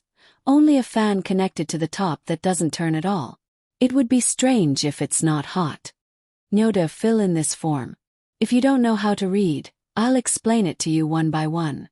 Oh, since County Magistrate He is going to explain it personally, then let County Magistrate He do it. Zhang Xiaobao retaliated against He Wei and brought over a set of forms. The contents were very detailed and needed to be filled in. Then he would send someone to investigate and see if he could provide interest-free loans to the other party. The matter of the bank was not mature yet, and there was no competition. Otherwise, he would add another condition, which was that the bank had to give money to the person who borrowed it in installments. Moreover, this person or company could only choose their own bank to deposit money in. That way, the local government wouldn't have to give other banks other benefits. He Wei drank the soup made by Zhang Xiaobao, so he could only help. He took the set of forms and began to explain them to Niude and Niu Zhuang.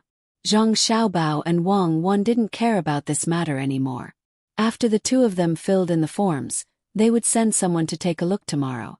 Facing Li Linfu, Zhang Xiaobao said, I'm really sorry to have made Lord Li wait. Why don't we go to the Fengwu Pavilion for a meal? Li Linfu had already leaned over to look at the forms. When he heard Zhang Xiaobao's words, he hesitated and said, Okay, but I also want to learn about this fund. I wonder if Registrar Zhang can give me a set of forms as well. I'll think about it carefully. Maybe it can be used in Xinkai County. Li Linfu didn't introduce his official position. He believed that with Zhang Xiaobao and Wang Wan's ability, they would have already investigated his 8 generations of ancestors.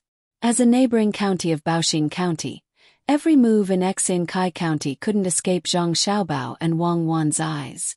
Zhang Xiaobao thought about it and felt that this kind of thing couldn't be kept secret, so he nodded and said, Okay, I'll go get a set. If there's anything that Lord Li doesn't know, you can ask during the meal. Wang Wan, who had looked at Li Linfu, felt that this legendary powerful person was just she didn't see anything special about him. Moreover, everyone said that he was good-looking, but she didn't know who had such a bad view of beauty. He was just an ordinary person. He was just a bit more handsome, had a good temperament, spoke more elegantly, looked more pleasing to the eye, and acted more appropriately. Therefore, Wang Wan didn't talk to Li Linfu at all. She just stood beside Zhang Xiaobao. The 3 of them went out. Li Linfu ordered the people who came with him to find a place to rest. Then, he went to the Fengwu Pavilion again with Zhang Xiaobao and Wang Wan. The 3 of them found a round table. There weren't so many horizontal and vertical bars to distinguish their identities. They casually ordered 2 dishes and asked someone to warm a pot of wine. The 3 of them began to eat. Li Linfu had just finished eating not too long ago, so he couldn't eat anything else. He just drank wine and ate some cold dishes. He didn't immediately mention Feng Chonggong from Xinkai County to Zhang Xiaobao and Wang Wan. Instead, he watched the 2 of them eat and pondered the meaning of the table. Zhang Xiaobao and Wang Wan were starving.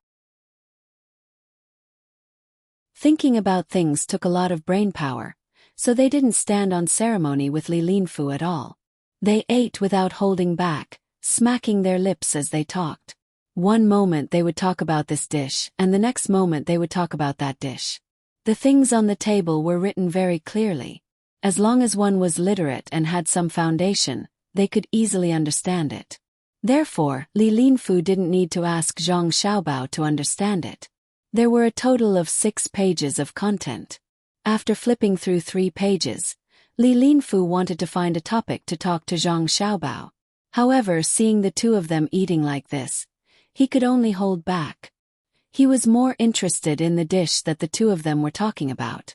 This couldn't be blamed on Li Linfu, because he didn't know how to cook. Occasionally he would cook a little. It was okay for him to eat it himself. He felt that the taste was good, but when he asked others to eat it, no one said that it was good. The best comment he got was, "Okay, it's edible." At this time, when he heard the professional words of Zhang Xiaobao and Wang Wan, he was very envious. He felt that it was a pity that the two of them were officials. They should be cooks. That way many people could eat their fill. It was a pity that he didn't get to drink the turtle soup that Zhang Xiaobao personally made in the Fengwu Pavilion today. As for the taste, he could tell by looking at the appearance of Niu Da, Niu Zhuang, and He Wei after eating. After eating until he was 60% full, Zhang Xiaobao stopped eating. He still wanted to drink some wine with them. After eating some cold dishes, he would be completely full. He let Wang Wan eat there by herself. Zhang Xiaobao poured himself a glass of wine and said to Li Linfu, "Lord Li, are you here to ask about the cooperation of the 2 counties? Lord Li is good. For the sake of the people, you don't care about the fatigue and come in person. Compared to that Feng Chonggong, you are much better. Humph. After offending me and Cuckoo, Feng Chonggong can't expect to have a good life. Not to mention that no one will intercede for him, even if someone does. Even if it is the emperor, Cuckoo and I will ask clearly." When Li Linfu heard the first part of Zhang Xiaobao's words, he was very happy. He thought that he had a chance to intercede for Feng Chonggong. When he heard the second part of Zhang Xiaobao's words, his burning heart became cold. It seemed that even the emperor couldn't intercede for Feng Chonggong. Then he was not as good as the emperor. If he continued, it seemed that he was deliberately looking for trouble. Shocked, Li Linfu couldn't help but have doubts about what he was here to do. This half-grown child was not only good at calculating money, he was also good at talking. With just one sentence he had shut him up. Then he looked at Wang Wan. She was still eating. She had already eaten 2 bowls of rice. How could she eat so much? In addition, Wang Wan didn't talk to him before. He guessed that it was impossible to make a breakthrough in this aspect. After thinking for a while, Li Linfu nodded and said, "That's right. If it were someone else who became an official in Baoxin County, I would have given up on this idea. But since you and Wang Wan are here to become officials, if I don't consider it carefully, I would be letting down the people of Xinsai County. I wonder if Registrar Zhang has any ideas to improve the lives of the people of Xinsai County." Seeing that Li Linfu didn't mention Feng Chonggong, Zhang Xiaobao didn't say anything else. He said to Li Linfu, "There is, but not now. We have to wait until the sesame and soybean plants are done, and the 4 workshops are fully operational. It won't hurt to talk to Lord Li first. The so-called service industry includes catering, transportation, entertainment, medical care and so on. Even if Lord Li doesn't come, Cuckoo and I will send a letter to Lord Li and Lord Shui in a few days. Cuckoo, where is the written plan? Show it to Lord Li." Wang Wan put down her chopsticks and swallowed the food in her mouth. She took out a few pieces of paper full of words from her bag and handed them to Zhang Xiaobao. After glancing at them, Zhang Xiaobao handed the paper back. "It's from Xinsai County. It's not from anywhere else. This is from Shannon East Road." "Oh, I took the wrong one." Wang Wan took it back, glanced at it, and stuffed it back into her bag. She took out another one, looked at it, shook her head and continued to take it. Took a lot of effort to find one. Seeing this, Li Linfu was anxious. At the same time he was shocked. From Zhang Xiaobao's words just now, He knew that Wang Wan had many plans in her bag. The two of them were officials in Baoxin County. Why did they need to make so many plans for other places? If the officials of the places included in the plans knew about it, wouldn't they all come to Baoxin County? If they could get a plan and take it back, it would be a political achievement. How could the plans made by Zhang Xiaobao and Wang Wan be bad? He thought that the two of them were busy and didn't have time to do other things. He didn't expect that they also made plans for many places. It was too scary. This is it. It's from Shinsai County. I put it in the compartment. Fortunately, I brought it with me. If I couldn't find it, I would have to go back and look through it to see if it was put together with the plan of Ilua. There are too many plans. I don't feel tired when working on them, but it's troublesome to organize them. Just when Li Linfu was surprised, Wang Wan finally handed a plan to Zhang Xiaobao. Hearing Wang Wan's embarrassed words, Li Linfu, who was holding the wine, couldn't help but tremble. The wine spilled. He thought that there were enough plans in the bag, but he didn't expect that there were more. It was a waste of talent for such a person not to be the prime minister. Zhang Xiaobao looked at it again and nodded. Yes, this is it. When we go back tonight, I'll organize it with you. We'll take out all the plans in the big cabinet and have someone make a cabinet full of small squares. We'll put them in order. It's best to make them better. We have to look at the plans of the prefectures. Otherwise, it'll be difficult to find them in a mess. After talking to Wang Wan, Zhang Xiaobao put the plan in his hand on the table and pushed it to Li Linfu. Lord Li, it's here. When I was working on it, I just thought about it. I haven't organized it yet, and I don't have any additional plans. Take a look and see if there are any omissions. We can discuss it slowly. There's no rush. This plan is a little rough. Just a rough idea. Li Linfu took the plan and began to read it page by page. It described what kind of boxed lunches would sell well at the docks of Shinsai County, how to divert water to build a swimming pool, and how to provide massage facilities. It also described the suitable size of the docks. It also described the loading and unloading of goods according to the pulley blocks of the little Luoshui docks. There was also how to build the road from the county center to the docks, how to build pavilions on the road, how to sell local specialties, and so on. There were a total of 22 pages, and the words were very small. This was the rough development plan of Shinsai County. It made Zhang Xiaobao feel that there were no additional plans and emergency measures, so he was too embarrassed to take it out. Li Linfu suddenly had an idea to end his life. It even included the words to put more green onions in the boxed lunches and to put them in when the pot was ready to be served. This was because boaters often came into contact with water, and it was very cold. If this was considered rough, then what was considered not rough? No wonder the emperor didn't allow others to impeach the Zhang Xiaobao and Wang Wan. He only allowed civil and military officials to praise Zhang Xiaobao and Wang Wan. If he had such a subordinate, he would probably do the same. What was there to be afraid of if there were some small problems? He could really be reassured when he made arrangements for things.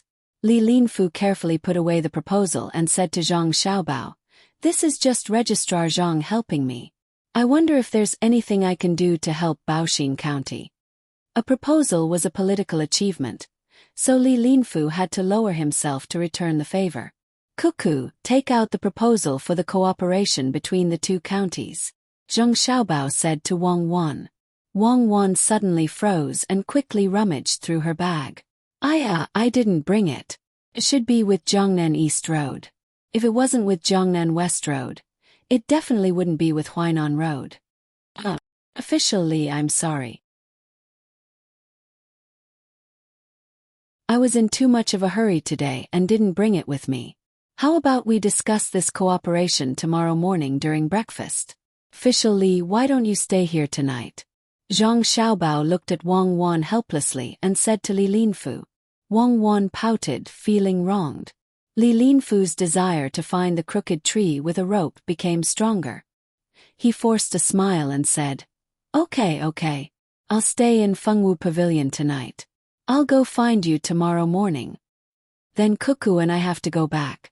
Bei's arm is broken, so it's probably time for dinner. I have to go back and warm bone soup for her. This little sister is so troublesome. Zhang Xiaobao gulped down the wine in his cup, took a bite of the cucumber and whimpered. Wang Wan also drank a mouthful of soup, wiped her mouth and stood up. Li Linfu walked Zhang Xiaobao and Wang Wan out of the restaurant. Then he stood there and looked at the red clouds in the west. He felt bored and turned back to the room he was in just now. He took out the Employment Assistance Fund form and the proposal for Shinsai County and looked at them a few times. He looked up and sighed, murmuring, "How can we compete? They seem to be good at playing tricks and doing things. I have to write a letter back to Beijing and tell them not to offend Zhang Xiaobao and Wang Wan."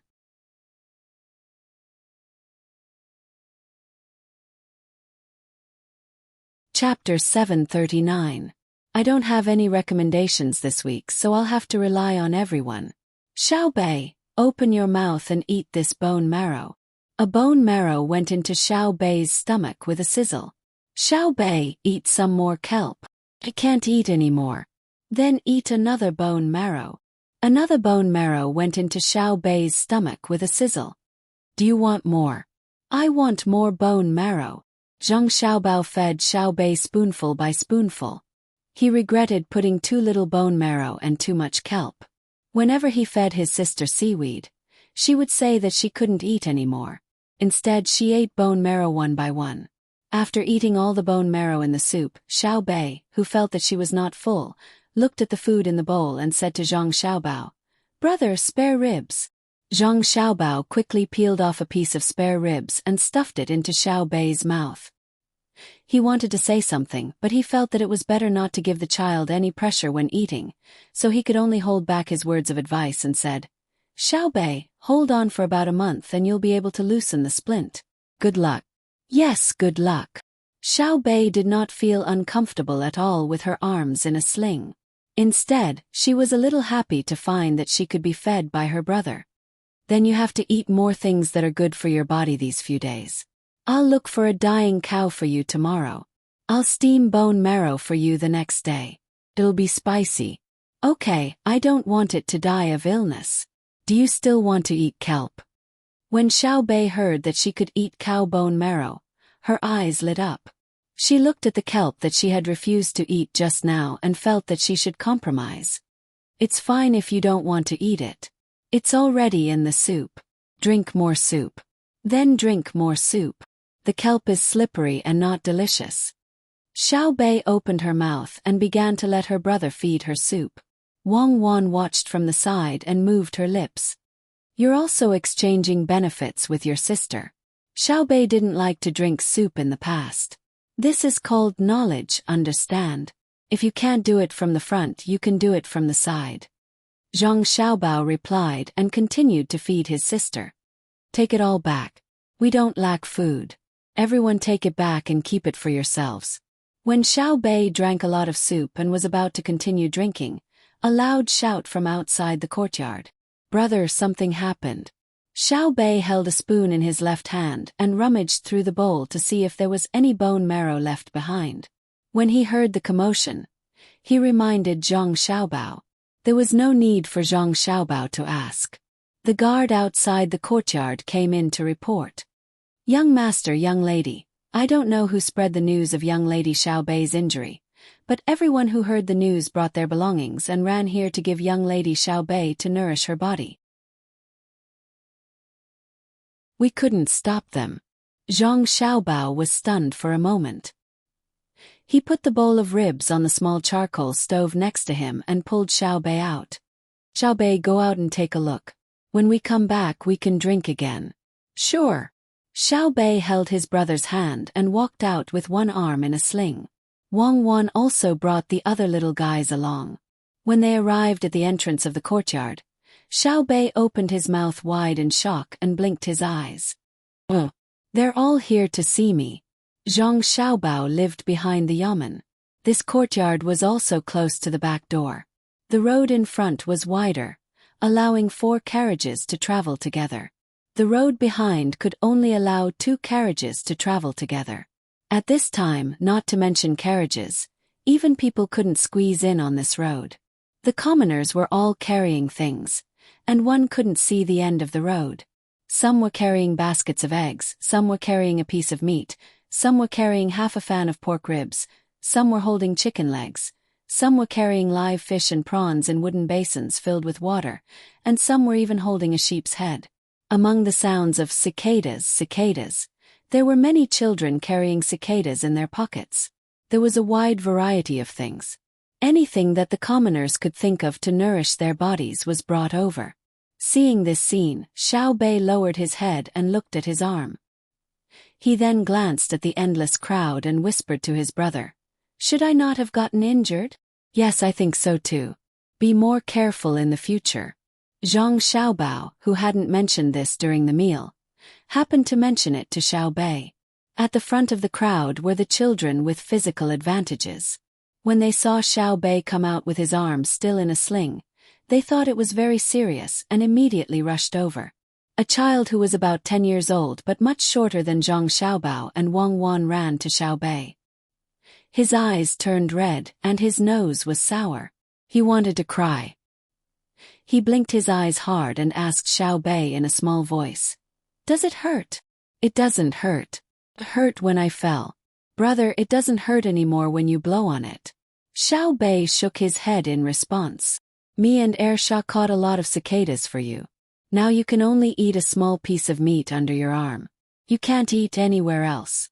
Ersha, quickly take them out," the child said to Xiao Bei and then turned his head and shouted. The group of children all came forward and took out the cicadas from their pockets. Some people even took out straw baskets and asked them to put the cicadas in the baskets. They took turns to put the cicadas in the baskets. Although each child didn't catch a lot of cicadas, some only had a dozen, and some had dozens. There were too many of them. The baskets were half the height of a person, and the circumference of an arm's length were filled with cicadas just like that. Xiao Bei, who usually knew how to socialize, couldn't handle it at this time. He looked at the big cicadas that looked a little scary and asked nervously, "Why are you giving me these things?" "Eat them to nourish your body. You are injured. Last time in the model tourism area you even treated us to candy. Shah and I knew you were injured, so we didn't know how to do anything else. So we caught these cicadas for you to eat." The child pointed at the basket with his finger and looked at Xiao Bei expectantly, asking Xiao Bei to accept it. The other people began to come forward, wanting to give the things they brought to Zhang Xiaobao. Wang Wan squatted down and asked Xiao Bei, "Everyone brought you the good things that they usually don't want to eat. Can you accept them?" Uncles, aunts, listen to me. My family doesn't lack them. Yes, we don't lack them. We can't finish them. Yes, we can't finish them. Take them back. Thank you, uncles, aunts, grandparents. I really can't accept them. Facing such a big scene, Xiao Bei took 2 deep breaths and finally spoke nervously. The commoners were used to seeing Xiao Bei and the other little fellows walking around sensibly. Now that they saw Xiao Bei's cute and obedient appearance, and then looked at his injured arm, they all felt their hearts ache.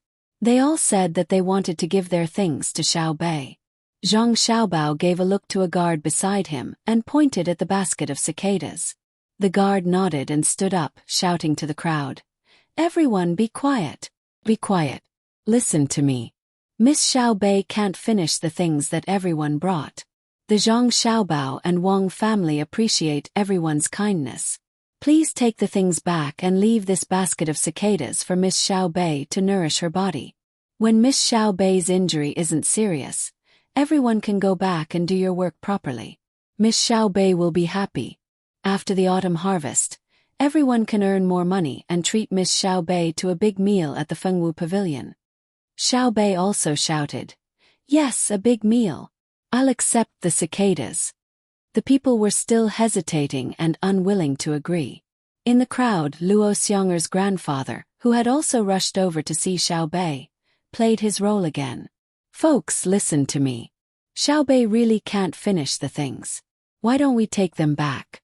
After the autumn harvest, let Xiao Bei have a good meal at the Fengwu Pavilion. The food of the Zhang Xiaobao and Wang family is better than ours. Go back after seeing Xiao Bei. Someone persuaded. When the people saw that the Zhang Xiaobao and Wang family were not going to accept the things no matter what, they could only regretfully give up the idea of giving the things. The people nearby looked at Xiao Bei before they turned around and squeezed through the walls of other people's shops. With a smile on his face, Xiao Bei generously let everyone see. The crowd moved back and forth like this, looking at Xiao Bei before leaving. Old Man Pai and the other two also watched from outside the crowd. The three of them were used to seeing such things happen to the Zhang Xiaobao and Wang family. If it were in Sanshui County, Xiao Bei's injured arm could be said to be a big deal. In Luzhou, the farthest people could travel hundreds of miles to visit Xiao Bei. After all, Xiao Bei was born in Luzhou. In another place where the exit was blocked, He Yiwei looked at the people with a gratified smile. He felt that if he was injured, the people would also do the same. It was not bad to be a good official. Li Linfu, who came out for a stroll and was brought here by the crowd, felt sour in his heart. He used to be a registrar. When he was sick, he had never seen any people come to give him things, let alone a big occasion like today. He wanted to learn from the Zhang Xiaobao and Wang family, but he did not have the chance to refuse. It was not a serious illness. It was just a child who fell down on his arm. It was as if the sky was falling down. No wonder Feng Chonggong was against them. He was jealous. The crowd gradually dispersed. Xiao Bei, who had received many blessings, left the children who delivered the cicadas behind under the signal of his brother. He stood there and smiled at them. When almost all the people left, Zhang Xiaobao said to the group of children, "You guys skipped class, right?" Although they were about the same age, and some of them were even older than Zhang Xiaobao was tall and had an official position. His words made the children feel like they were facing an adult. They did not dare to answer and looked down at the ground. "If you all skipped class, the headmaster of the academy can't start classes." The children secretly laughed. Indeed, the headmaster of the academy would not skip classes when all the students were gone. Remember to study hard in the future. From today on, the Fengwu Pavilion will buy cicadas. 20 for 1 coin. Use your spare time to catch them and send them to the Fengwu Pavilion to sell. Buy something you like. When the other model of the tourist area is finished, a part of the money earned will be used to give rewards to those who study hard. Thank you for your relationship with Xiao Bei. We will accept the cicadas. Zhang Xiaobao took their things, so he naturally had to find a way to compensate them. He caught cicadas and sold them for money. A few days later, he would set up a small fund to encourage the children in the county to study hard. Xiao Bei also said gratefully. Then the children left happily. They would have an extra income in the future. "Brother, how do we eat it?" "Scary." Xiao Bei looked at the cicadas in the basket and asked.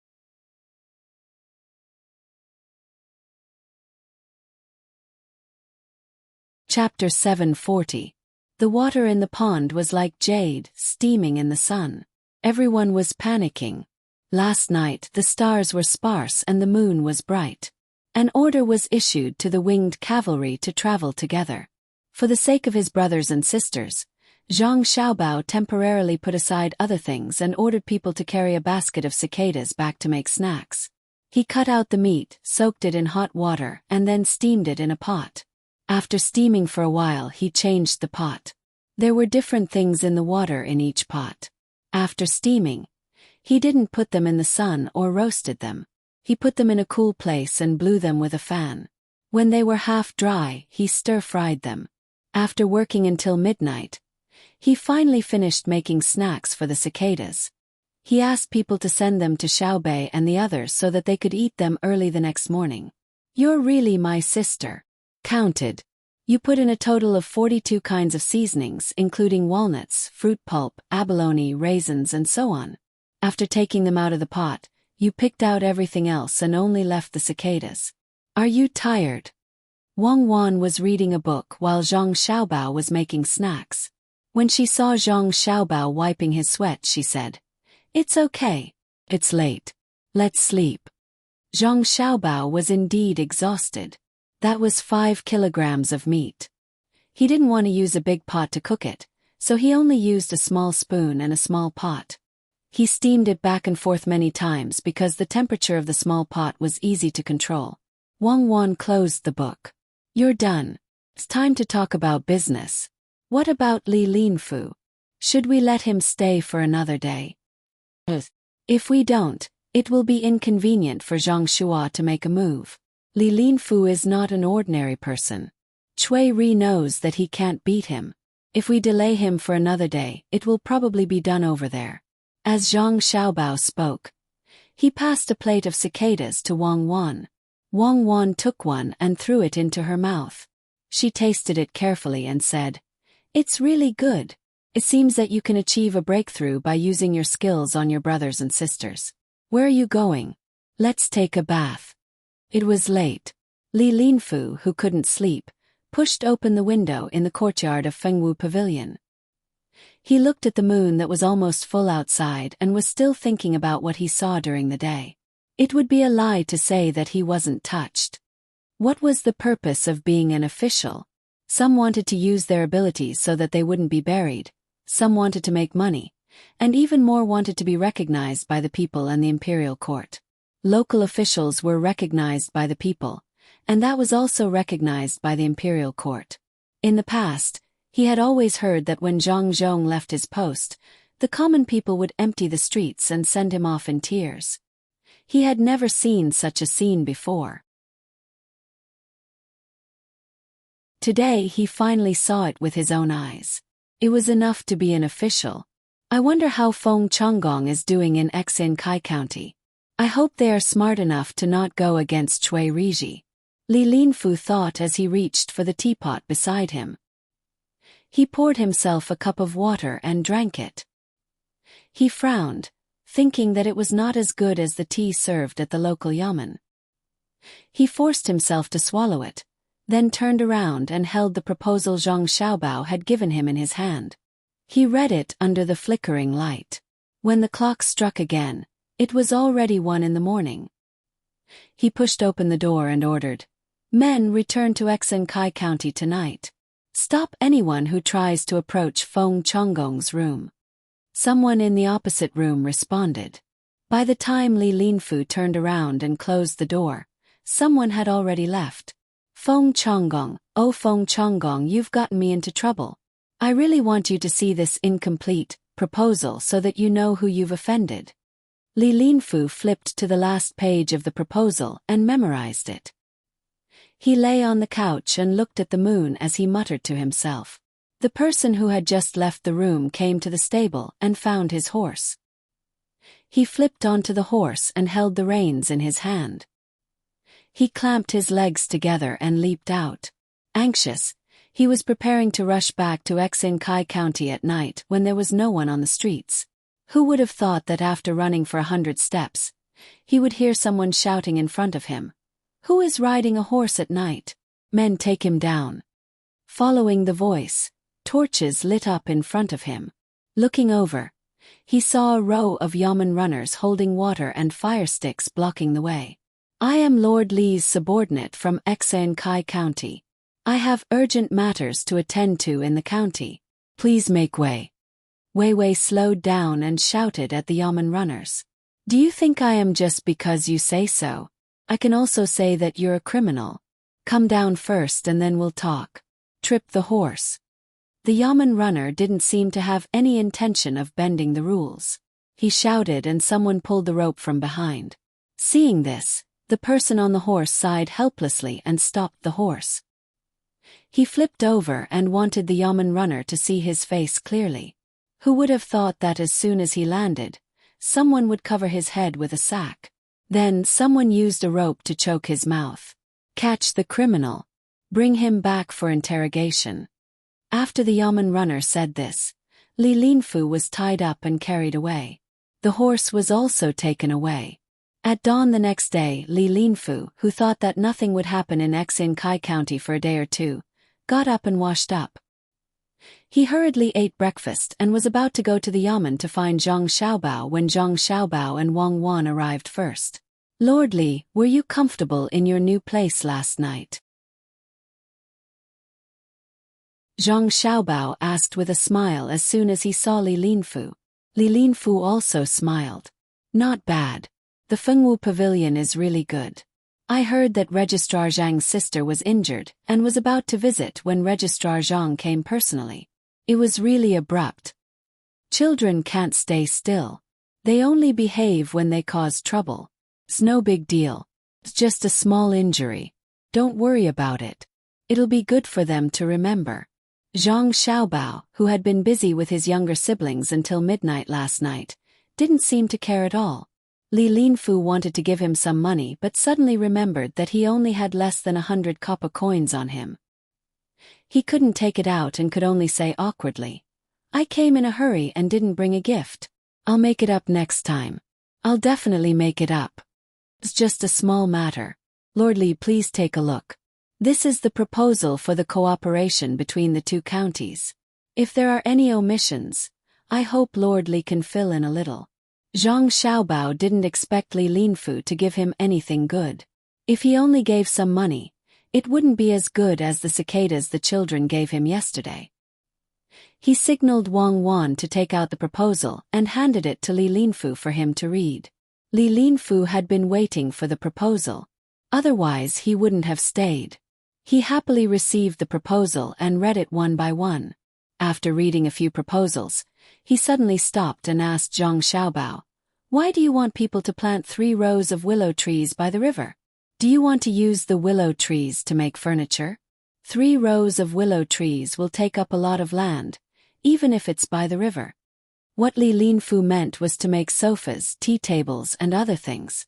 Zhang Xiaobao and Wang family's furniture was famous for being good. There are additions at the back. First, protect the dike. If there is a rainy season, in order to prevent the flood from destroying the dike, plant more weeping willow trees to strengthen the dike.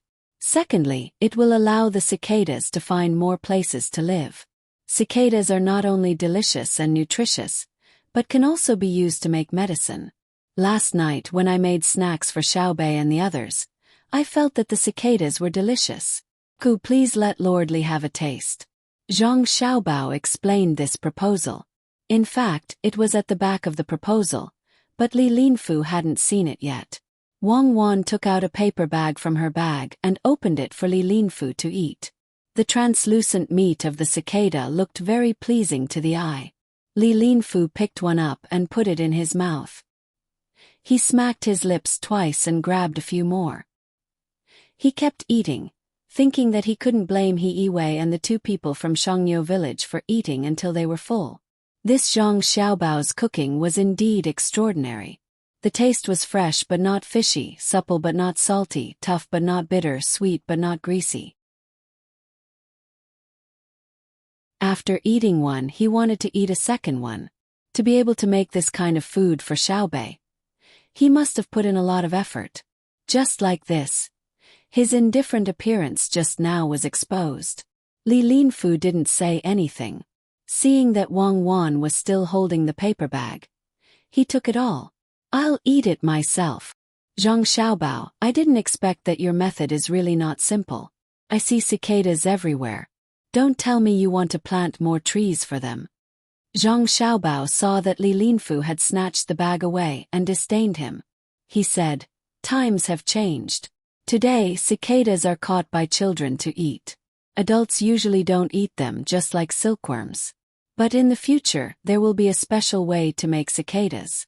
When that time comes, everyone will catch cicadas and every household will eat them.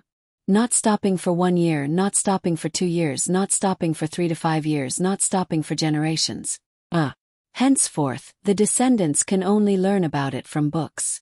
Their ancestors had a food that was delicious and could be used to make medicine. It was known.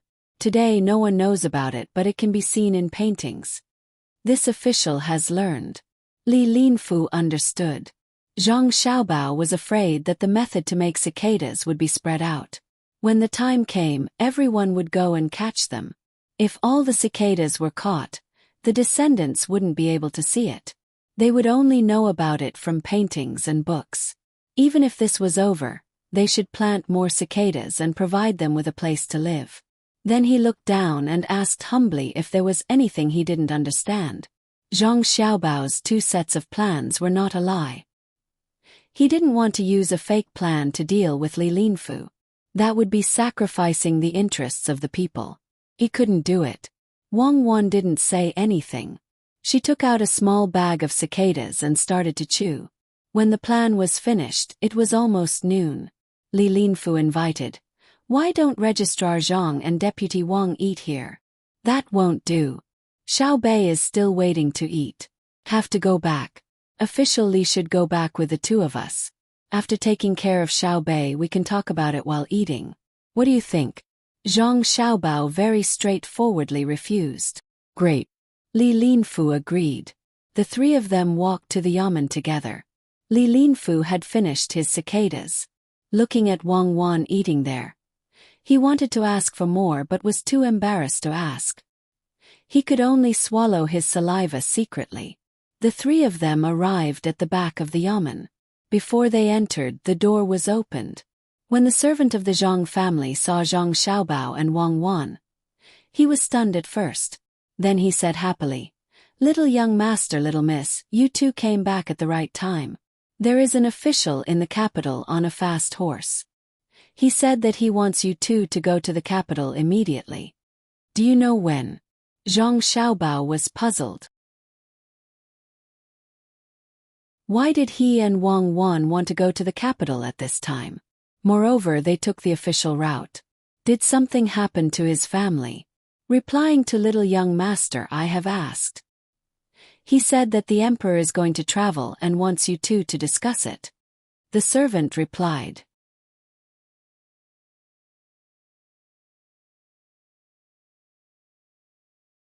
Chapter 741.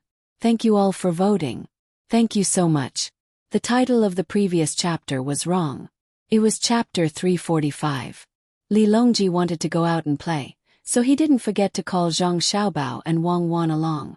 According to Wang Wan, Li Longji didn't really want them to pay for the trip. He just wanted them to follow him and see if they could come up with ideas when they arrived at Jinyang. Because of the sudden event, Zhang Xiaobao and Wang Wan didn't have much time to plan. Li Longji, who was supposed to leave in the 1st month of this year, decided to leave in the 8th month, when the weather was the hottest.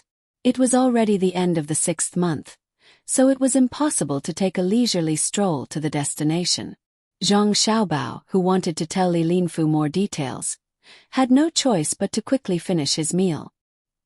He excused himself from Li Linfu and sent him out. Li Linfu was envious. Zhang Xiaobao and Wang Wan were already so far away, but the emperor still remembered them and sent someone to deliver the decree. People like this who had a place in the emperor's heart would have limitless prospects in the future. After taking the proposal, Li Linfu was about to leave Baoxin County. Just as he was about to leave, the person he sent out last night was sent back by the county's bailiffs. The bailiff explained, "Last night, someone rode a horse in the middle of the night. We suspected that he was a criminal. After we caught him, the criminal arrogantly said that he was Lord Li's man. We thought that Lord Li wouldn't have such an arrogant servant, so we didn't believe him and planned to lock him up first. We were afraid that we would disturb Lord Li's rest in the middle of the night, so we didn't come to ask. Today we carefully asked him again and felt that he wasn't lying. There were many things that matched up, so we sent him here for Lord Li to see. If we caught the wrong person, please forgive us." Li Linfu's heart skipped a beat when he saw that the servant, who should have returned to Xinsai County last night, was still in Baoxin County. He looked at the servant, who didn't suffer much but had a helpless expression. He sighed and said to the bailiff, That's right, it's my subordinate. I didn't expect him to ride a horse in the middle of the night and be so arrogant. You caught him well. Let him remember this and quickly return to the team." The latter part of the sentence was directed at one of his subordinates. This person originally wanted to argue a little, but when he saw his master give him a meaningful look, he could only lower his head and enter the group. The yamen runners also went about their own business. Seeing the bailiffs leave, the person who was caught said to Li Linfu, "Sir, they are talking nonsense. Last night they..." I know. They didn't ask you carefully at all. They just wanted to catch you. It's not your fault. Feng Changgong is finished. I don't know if I can see him when I go back today. Li Linfu didn't need his subordinates to finish speaking to know what was going on. Zhang Xiaobao and Wang Wan deliberately delayed him so that they could free up their hands to deal with Feng Changgong, who had begun to act foolishly. They could only depend on their luck. After giving the order, the team sped up, wanting to return as soon as possible to check on the situation. Feng Changgong, who was being targeted by Li Linfu, had already been arrested. His eyes were blindfolded and his mouth was gagged. He was put into a carriage and was driven to the capital.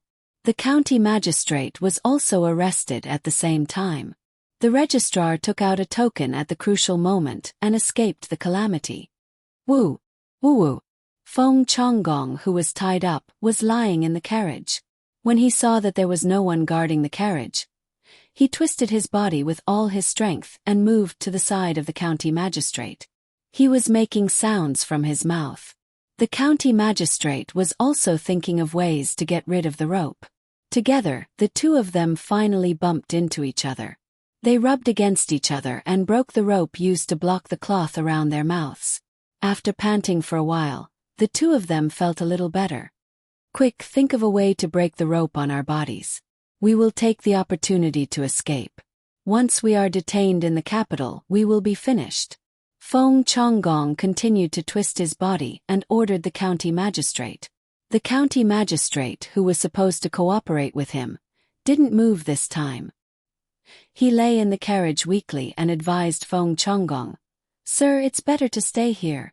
If we go back like this, we may not be killed. At most, we will be exiled. If we really break the rope and leave the carriage, we may be caught again, and they will say that we escaped because we were afraid of being punished." The county magistrate was very clear-headed at this moment. Unlike Feng Changgong, who still had a fluke mentality. Since he was caught in the early morning, he understood that this time, he didn't need to count on others to help them. Sir Li, who was supposed to be able to protect them, went to Baoxin County and didn't come back yet. He probably couldn't help much. If he wanted to blame someone, he should blame Feng Changgong. He should have gone to Baoxin County himself, but who knew that he still didn't give up and prepared to make the last fight? Otherwise, how could Sir Li go there personally to ask for mercy? The more he thought about it, the more the county magistrate hated Feng Changgong. If it wasn't for him, he wouldn't have become what he was today. After saying a sentence, he closed his eyes and felt the bumpy carriage, wanting to sleep. Feng Changgong still didn't want to give up, so he said to the county magistrate, "You have to think carefully. If you don't run this time, you won't have a chance to run in the future. Now, most of the people who are escorting us are the government runners in the county. Once they meet with the people sent from the capital, they will be more strict. My Sir Feng, please don't hurt me anymore. I still have my family. Run. Where can I run? Even if the government runners in the county really listen to you, there are still people watching over us. At that time, the wanted poster will fall on my head. If I am caught again, it won't be as simple as being exiled." The county magistrate said to Feng Changgong with dissatisfaction. Right now, he really hoped that Feng Changgong wouldn't be able to breathe and suffocate to death so that he could vent his anger. Feng Changgong sighed and turned around. Looking at the roof of the carriage, he said, "When we get to the capital, you can't betray me. Now, let's compare our testimonies and say that we were also tricked by the dream-chasing Taoist." Course, that's right. In order to not listen to Feng Changgong's nonsense, the county magistrate nodded and agreed. As for whether he could really say the same thing as Feng Changgong and not betray him, it was not clear. Outside the carriage, the people sent by Cui Riji had actually heard the movement in the carriage. When they heard that the county magistrate was against escaping, they felt a little regretful. When they came, they were instructed to create an opportunity for the two to escape and then seize it. At that time, even if they had reason, they wouldn't be able to explain themselves. In Xankai County, Cui Riji was holding a big banquet, chatting and laughing with a group of people. Yesterday evening, the imperial court's decree had been quickly delivered. Prime Minister Zhang Shua had personally given the order, asking Cui Riji to find a way to bypass Li Linfu, arrest all the people who should be arrested, and send them to the capital. But who would have thought that Li Linfu would personally go to Baoxin County? When he went to capture people at night, his subordinates wanted to stop him at first. In the end, they took advantage of the moment when their guard was down at dawn to capture people. Fortunately, Li Linfu didn't come back and didn't send people here. Otherwise, the resistance would have been very fierce. This humble official congratulates you on taking over. In the future, the county matters will depend on you. This humble official will propose a toast to you. The county magistrate surnamed Yen successfully took over after the previous county magistrate was captured. Of course, the accounts would continue to be investigated. The more problems he found, the better it would be for him. After the others heard Cui Riji's imagination for the future of Exine Kai County, he flattered him. Cui Riji was in a happy mood. The 3 people in the county had been dealt with. Although the original registrar couldn't be captured, he consciously handed over the power in his hands. When Li Linfu returned, he would let Li Linfu take over. He wanted to see what Li Linfu could do. When he heard the flattering words of his subordinate, he chuckled and said, "County Magistrate Yen can't be left out of the county's matters. We must work hard together in the future." The other gentlemen and merchants who were invited also expressed their congratulations to the 2 of them. At the table they talked back and forth. They tried their best to choose good words to say. As for the difficulties that the county might face in the future, no one brought it up. Just as they were eating at the most lively time and hadn't finished yet, Li Linfu hurried back. He didn't need to find someone to ask. The person who stayed behind to guard the county came over and told him what happened last night. In the end, he complained that Cui Riji used force on them. Now that I know, the county will have a hard time in the future. Even though Li Linfu had thought of this a long time ago, he still felt very helpless when it really happened. After tidying up a little, he dragged his tired body to the place where Cui Riji was holding the banquet. Before he entered, he smelled the strong smell of wine and heard the sound of people slurping inside. Li Linfu calmed himself down and walked into the room. He cupped his hands and congratulated Cui Riji. "Congratulations, Master Cui. You have made a great contribution this time. Master Cui is indeed a good person. I just don't know if Master Cui understands that the crimes of others today may fall on us someday. When that time comes, will you? It doesn't matter whether you will or not. As long as you and I work with peace of mind, we will not let down the emperor and the people." Master Li must have had a hard time rushing back. "Someone take away the wine and dishes on the table and serve them again." Before Li Linfu could finish his words, Cui Riji waved his hand and didn't let him continue. Then he ordered people to change the banquet. Seeing that things had come to this, Li Linfu also understood that if he continued to help Feng Chonggong now, he could only put himself in danger. Looking at the people who were almost drunk, he didn't refuse Cui Riji's arrangement. He found a place to sit down and said to Cui Riji, "Did you use your own money for this meal or the money in the account?" Cui Riji, who was very happy at first, heard Li Linfu mention money. His face darkened like Weiwei. Then he looked at the squires who were also looking at him with confused eyes. He snorted and said, "Today is the day when we take over, and it is a good day to get rid of the scourge for the people in this county. Let's not talk about other things." "Master Cui is right. Then let's not talk about it. Can I also take over?" Li Linfu heard Cui Riji's words and knew that he must have spent the money in the account.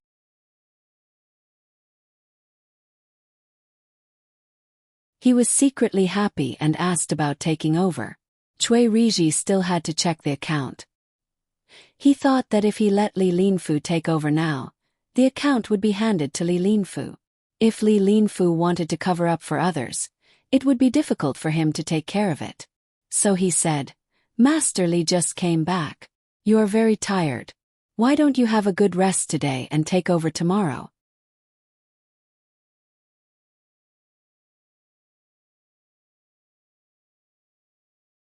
Chapter 742. In Baoxin County, Zhang Xiaobao and Wang Wan finished telling stories to their younger brothers and sisters and arranged for them to take a nap. Then they started to discuss their trip to Beijing. Zhang Xiaobao was worried about his sister Xiaobei's injury and didn't want to go. He said to Wang Wan, "Do you think it's okay if we refuse?" "Okay, if we refuse, Li Longji won't be able to say anything. But why should we refuse? Let He Yiwei take care of the affairs in the county and train him." "That's a good idea." Wang Wan didn't expect Zhang Xiaobao to not want to go to Beijing, so she asked in confusion. "It's all because of Xiaobei. If we leave, what will happen to him?" "She'll go with us, but her arm is injured. She's young, so the injury isn't serious. She'll be fine when we get there. They can also go and see a new place. They've never been to Jinyang before." When Wang Wan heard that Zhang Xiaobao was worried about Xiaobei, she immediately said that she wanted to bring her younger brothers and sisters along. She didn't care about the number of people. She thought that even Li Longji couldn't refuse. Zhang Xiaobao didn't say anything immediately. He sat there and thought for a while. Then he said, "Fine, I'll listen to you. Bring Xiaobei and the others along.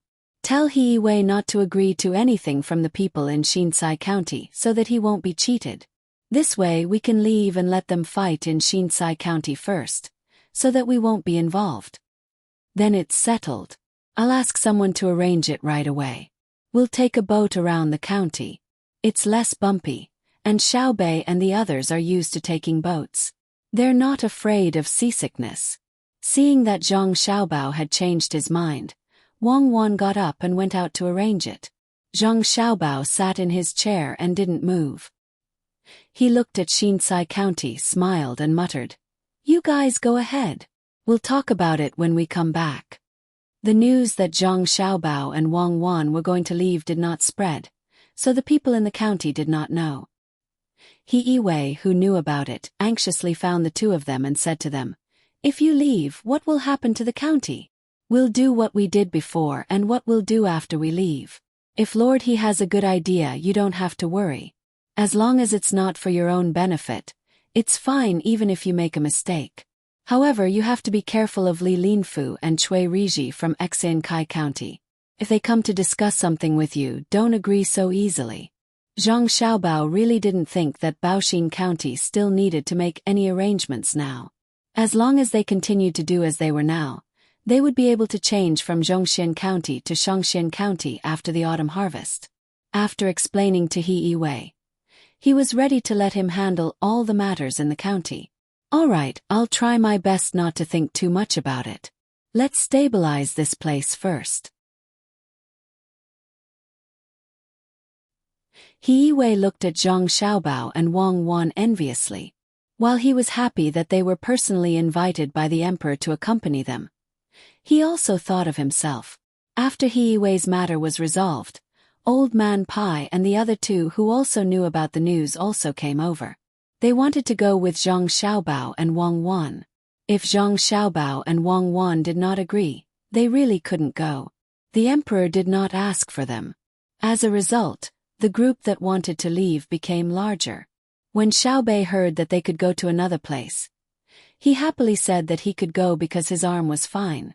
After waiting for 2 days when the weather was good, when night fell, Zhang Xiaobao and the others set off.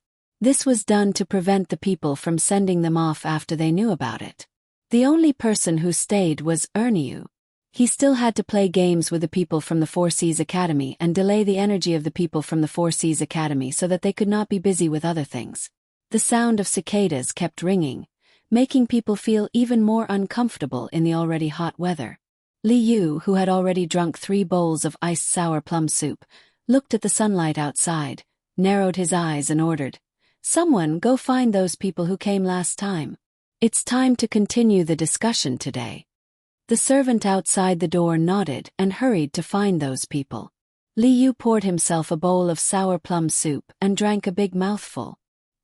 He let out a long breath and said to himself, Fortunately, I went to Xinsai County and met Zhang Xiaobao. Otherwise, I would have been deceived. Humph. Each and every one of you has guts. Do you really think that I won't dare to deal with you with my identity? Li Yu's servant quickly found the people Li Yu wanted to meet in a restaurant in Chongning County. He told them that he would go back first and asked them to hurry over. There were a total of 6 people here, and they hadn't had a good time recently. Originally, they thought that they could easily sign a contract with Li Yu and then make a lot of money. Who would have thought that just as Li Yu was about to agree to it, he would run to Xin Kai County. When they came back and discussed the matter again, the share for their side became 10%. At first, they agreed that each side would pay 50,000 strings of cash, so the total would be 100,000 strings of cash. Together with the 25,000 strings of cash, they would get 40% and the other side would get 60%. Then, they could ask for shares in technology and management. That way they could get another 10%, turning it into a 50-50 split. However, the business channel would be controlled by their people in the end, and the other side could not immediately get shares to share the dividends. They had to mine 25,000 strings of cash first. However, when Li Yu came back, he said that the accounts could not be calculated like that. The land fee was considered as a share of 25,000 strings of cash, but the mining was considered as a resource. If they wanted to add in, they had to first ask for how long they would mine and how much iron and clay they would mine. The money that could only be earned in the future would be directly converted into shares. When they had mined enough, if they cooperated again, the shares would be distributed again. As for the employment of the people, it was a matter for both sides, not Chongning County. After all, the people provided the labor force. The model should be purely commercial, not a mixture of administrative and economic cooperation. I originally thought that the Marquis didn't know anything. Now it seems that he isn't simple. I just don't understand why he changed his mind when he was about to agree to something when he went out to find someone to invest in it. He showed us 50,000 strings of cash, but the contract isn't easy to negotiate. A person from the Millennium Chamber of Commerce said, "President, could it be that someone gave him the idea after he went out?" According to the news from the Four Seas Academy, he met with his brother by the river in Xinsai County that day. Rumor has it that he also met Zhang Xiaobao and Wang Wan from Buxin County. If they gave him the idea behind the scenes, it would not be easy to fool him. Another person said to the person who spoke earlier, emphasizing Zhang Xiaobao and Wang Wan, as long as one was observant, there was no one who did not know of their reputations. Of course, if one had not fought with the two of them, they would not be able to experience their legendary abilities. Hearing this, the other 4 people also remembered. The president said helplessly, "It's all because the news came too late. If it had come earlier, we could have asked Li Yu when we met last time. Today he asked us to go over. I guess he wants to make a final decision. I don't know what he will agree to."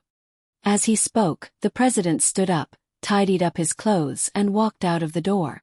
The other 5 people looked at each other and followed behind.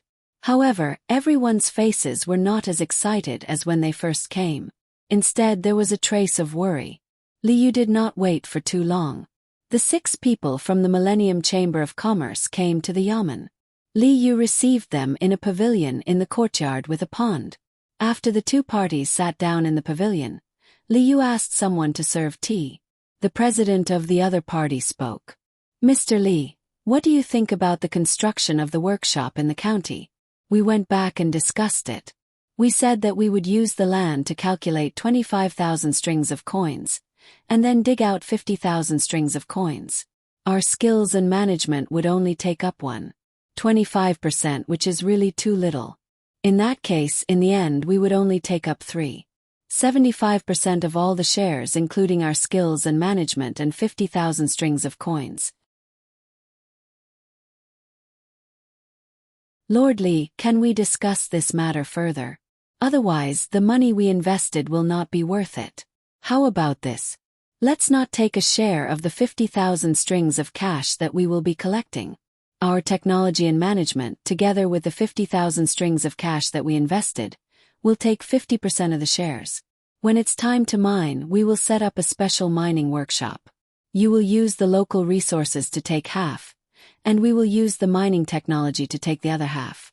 This is the idea of the two chambers of commerce. Or rather, the two transactions will be separated and settled separately. The workshop we worked with before will buy from the place we came later. This way we can be considered to have a good deal. Otherwise, you will be using goods that have not appeared to exchange for our current shares. This is unfair to us. After the president finished speaking, the others nodded, indicating that this was how it should be done. Liu was happy. Although he could not agree, he could gain benefits from several negotiations. That was, the shares of the land had been determined. The other party did not object to using the occupied land to buy shares. At first, the land and mining were considered as one share. Now that it was divided, there was more profit. Seeing the 6 people looking at him, Liu nodded, shook his head and said, "President Tian, how about this? Let's not talk about the mining of resources. Let's talk about the former. In the future, the county will set up a special resource mining chamber of commerce. When the time comes, we will directly buy from the workshop we worked with. I promise you that at the same price, you will have the priority to buy. If you think that the land will take up too much of the shares and you will lose too much, then take it out and use the workshop we worked with to rent the land from the county. We will share the cost of this." The 6 people of the Millennium Chamber of Commerce frowned at the same time and analyzed this matter. After a while, President Tian asked, "Does it mean that we will only cooperate with Tao and Tai's workshop directly, and we will have to buy and rent the land and mining separately? In this case, how much of the shares should our technology and management plus the 50,000 strings of coins take? You only took out 50,000 strings of coins. You can't take half, right? But I still feel that something is wrong. How about we discuss it?"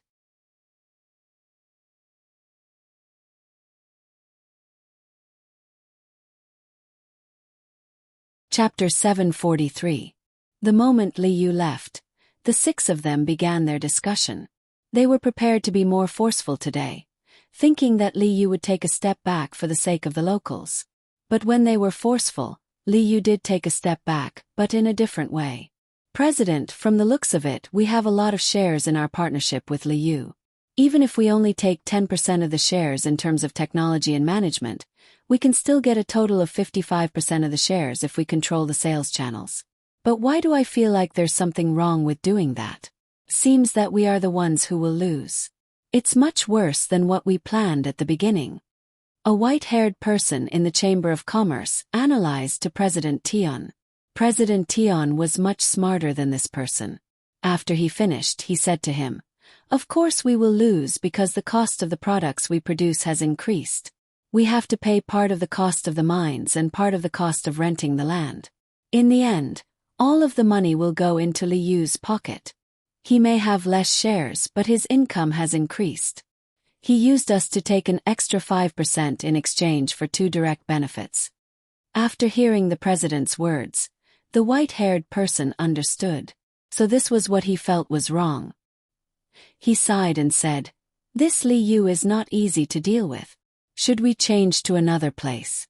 "How can we change to another place? This Chongning County is the best. If we change to another place, other officials will dare to cooperate with us like this. Liu's status is different. Even if he loses in the end, he can take responsibility. Other officials won't dare to."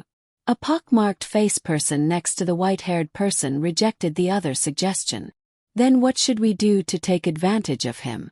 Should we just fake the accounts in the sales channels to get back the losses?" Another person couldn't think of a way, so he asked someone else. President Tian shook his head and said, "We can't fake the accounts. I think Liu will send people to follow us. If he really finds out, he can deal with us directly. Now we think that he is afraid of losing face and can't use force to threaten us. That's why we want to cooperate with him." This time, the 6 of them were silent again. They drank cup after cup of tea. When they felt that the tea was tasteless, President Tian said to the other 5, "Actually, it's not like there's no other way. There's another good idea. We can learn from Liu and separate the sales department. We will use technology and 50,000 strings of cash to exchange for 55% of the shares. Liu will take 45%. When the products are produced, we will sell the part that we sell. As for the dividends, we will only share the part that is produced and sold. As for how much the sales are, won't we still earn it ourselves? As expected of the president. Good idea. I think this method will work. Once we continue to invest the money we earn, we can squeeze Liu out of the market bit by bit. Or once the contract is signed, we can transfer the money directly. Xiao Bai slapped his thigh and praised President Tian. President Tian stroked the short beard under his chin and nodded with a smile. He said, "There's another important point. Once the people in Chongning County have work to do, they will rely on us. When the time comes, we will have the technology and can directly threaten the local employment situation." Yes, we have the technology. But President Tian, we don't have any good technology. The pottery is still the same. We just hang some other things outside at the end. If we put iron shavings inside, it may not be able to be burned out. Xiao Bai thought of the most important point. They didn't have any technology. Otherwise, they wouldn't think of making money by cheating. The person next to President Tian laughed and said, "As long as we work on the appearance and matching packaging, it will be fine. The furniture of the Zhang family and the Wang family is good, but it's not that other people can't make it. They created their own brand and put anti-counterfeiting on it, making people feel that using their things is noble. We can also learn to do it. What's more, the pottery in a place looks the same. Other people can't learn from other pottery. I think this is a good idea." Everyone discussed for a while, and 2 hours passed just like that. As expected, Liu wandered back. Looking at the expressions of the 6 people, he said with a smile, "Have you thought it through? How did the discussion go?" President Tian took out the method that he had just thought of. He wanted to use technology and 50,000 strings of cash in exchange for 55% of the shares. After that, the 6 people looked at Liu. They didn't know if he found the problem and if he would agree. Liu ordered someone to change the tea. He pretended to hesitate for a moment before nodding. "All right, I agree to this. However, I will let others mine the clay and iron ores. Since you are in charge of managing them, you will be the one to negotiate the price with them. Renting the land is simple. You will have to pay the same amount of money for 1 mu of land for a year. After all, 1 mu of land needs to be deducted, which will affect normal agricultural production. It's very cheap. At least 1 mu of land needs to be rented for 10 years. In other words, we will jointly pay 10,000 strings of cash. There is another very important thing. Since our business requires transportation, we have to build a road in the county first. We have to build a road that can connect our workshop to the outside. In order to save money, many places need to be built in a straight line. That way we will have to compensate for the land. I have calculated that it will be about 5,000 strings of cash. Another thing is the river.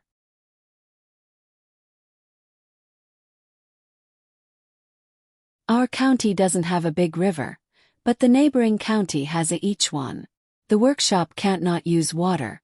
It will cost about 25,000 strings of cash to bring the river over. We will still pay for this, but the land won't be considered as land use fees. After all, it can be used for irrigation. Let's talk about this first. If possible, I agree to only ask for 45% of the shares. The money is ready. I just need you to sign the document and I will hand it over to you. However, you have to send someone to keep an eye on the account book. What do you think? After Liu finished speaking, he leaned back in his chair and picked up the teacup to drink leisurely. He was very happy in his heart.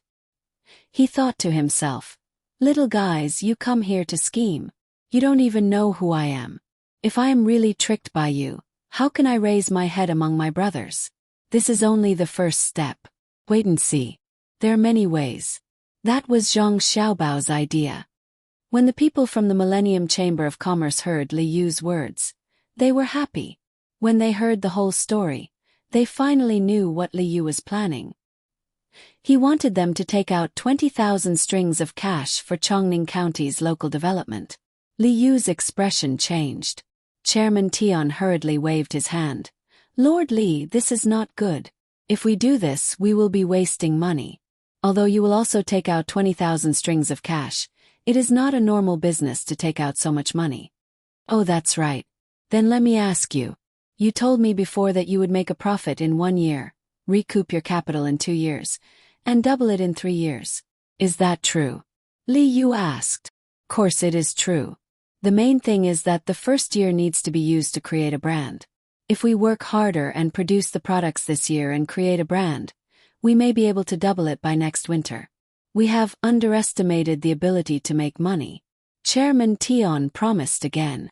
Then it's settled. We need to pay taxes for our business. How about this? The county will exempt the production and sales of our workshop from taxes for 10 years. According to what you said, the tax exemption is quite high. However, your independent sales department also needs to pay taxes. I will find someone to mine there. Yes, it's a good idea. But your independent sales department also needs to pay taxes. Unless you were lying to me earlier, there's no way you'll be able to earn that much money. Otherwise, you can calculate how much less tax you'll have to pay according to the development you've described earlier. Not to mention 40,000 strings of cash, you can even get 10, right?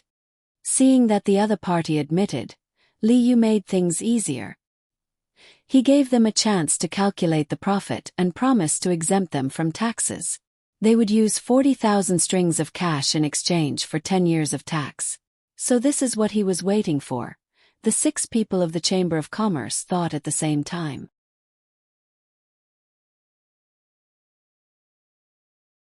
When they looked at Li Yu again, they felt that Li Yu was not an official sitting opposite them, but an old fox who was good at calculating. His calculation was too good. The one with the white hair couldn't help but ask, Lord Li, did you meet Zhang Xiaobao and Wang Wan in Xinsai County? How did you know? We just had a meal together. My brother is building a workshop with them. Otherwise, where would I get so much money? Li Yu pretended to be surprised and asked, then explained how he got the money. The 6 people understood. No wonder Li Yu seemed like a different person when he came back. As expected, he had received advice from Zhang Xiaobao. His opponent had changed and he couldn't act like before. Even if it was just rumors about how powerful Zhang Xiaobao was, he still had to be on guard. The 6 people looked at each other and didn't know what to say. Do you still want to discuss it a little more? Then this official will take a look at the front. Li Yu put down his teacup and asked. Seeing the change in the expressions of the 6 people, Li Yu felt very comfortable. Now they knew who was behind this, right? Even if they don't want to do it, they can't. I raised all the money here. If they don't do it, wouldn't they be playing with me, a marquis? Hearing Li Yu's question, President Tian gritted his teeth and said, There is no need to discuss it. We will do as Lord Li says. We agree to the tax exemption for 10 years. That's good. I will order someone to write the document. If you feel that there are no omissions, then sign it. Li Yu really didn't care what the other party was up to. Even if there was something that Zhang Xiaobao didn't tell him, he could just ask Zhang Xiaobao again. Soon the document was signed. There was no supervision, so each side held a copy.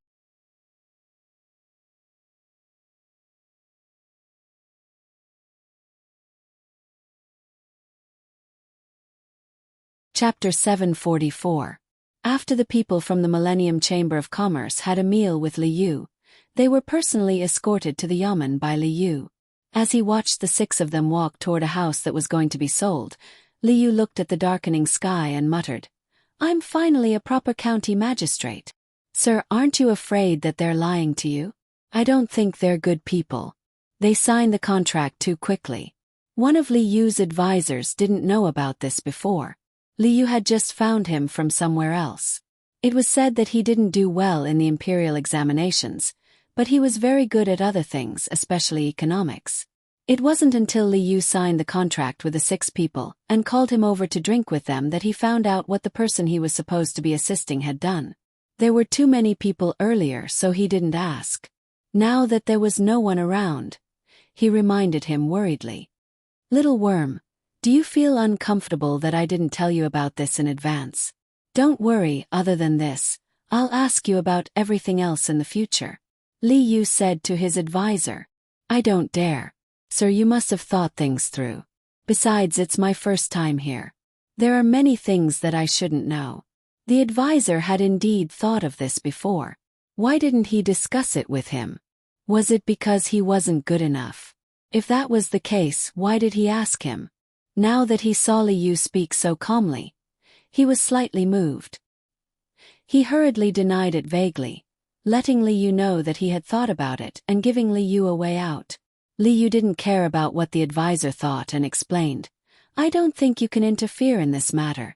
You just want to persuade me not to cooperate with them, right? That's right, the advisor replied calmly as well. Then how will this county develop? The people who came up with the idea behind the contract were Zhang Xiaobao and Wang Wan. If it weren't for the fact that I have a good brother who's familiar with them, they wouldn't care about this matter. That's why I must cooperate with the Millennium Chamber of Commerce. Li Yu told his advisor about the source of the idea. When the advisor heard this, he was puzzled at first. Then his eyes widened and he asked in disbelief, Sir, are you talking about Zhang Xiaobao from the Zhang family in Sanshui County? The one who went to Jiannan Circuit? That's right. What's wrong? Are you unconvinced? Do you think you're better than him? Li Yu asked. No, my lord, with him around you really don't need this lowly one. How could this lowly one dare to refuse? This lowly one once played a game of Monopoly with a young master of the Zhang family, and couldn't even last 2 hours. I wholeheartedly accepted my loss. If my lord is looking for him, then you can rest assured. When it comes to economics, no one dares to surpass you. I really don't know what to say. Sir, can you find an opportunity to let me see him again? I've been studying economics very hard recently, and I want to get some pointers from him. The advisor shook his head repeatedly.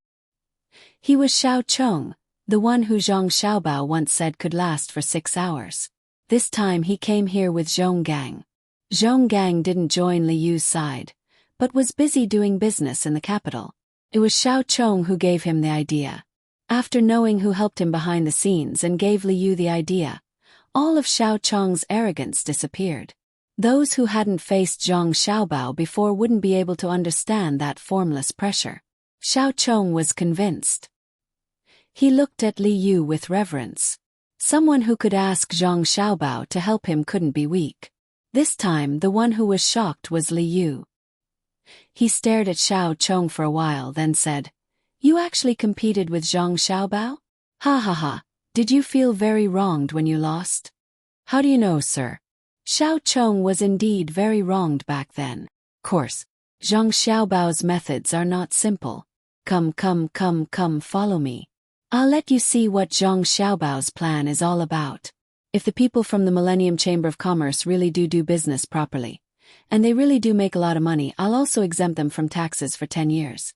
If they dare to have any bad ideas, I'll make sure they don't leave. Li Yu pulled on Xiao Chong's sleeve and walked into the room, talking as they walked.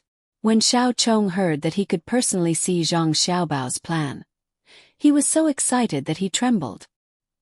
He raised his other arm and wiped the sweat from his forehead due to excitement. He said, I believe everything you say, sir. The young master of the Zhang family is indeed like this. When you fight, you give others a chance first. If they don't accept, then they will face an overwhelming attack. President, if we sign the contract like this, won't we lose a lot of money? After buying a house in the county, the 6 people from the Millennium Chamber of Commerce first returned to the restaurant. The house needed to be renovated before it could be lived in. Now they had to stay in the local area, so they couldn't continue to live in the restaurant. As soon as they entered the restaurant, the pockmarked man asked President Tian. While President Tian was busy with other things, he was also thinking about the contract. When he heard the question, he asked back, Can we not sign it? Li Yu raised a lot of money. If we don't sign it, we'll be cheating him. For people like him, face is very important. We won't lose anything if we sign it. At most, we'll take out 40,000 strings of coins first, of which 10,000 strings of coins will be used to buy things. Come, look at the contract again. What does it say? The other 5 people came over to look. The contract said that the first party was the Millennium Chamber of Commerce, and the second party was Liu. At the same time, there was a position of county magistrate. The 5 people looked at it for a while but couldn't see anything. They turned to the president in confusion.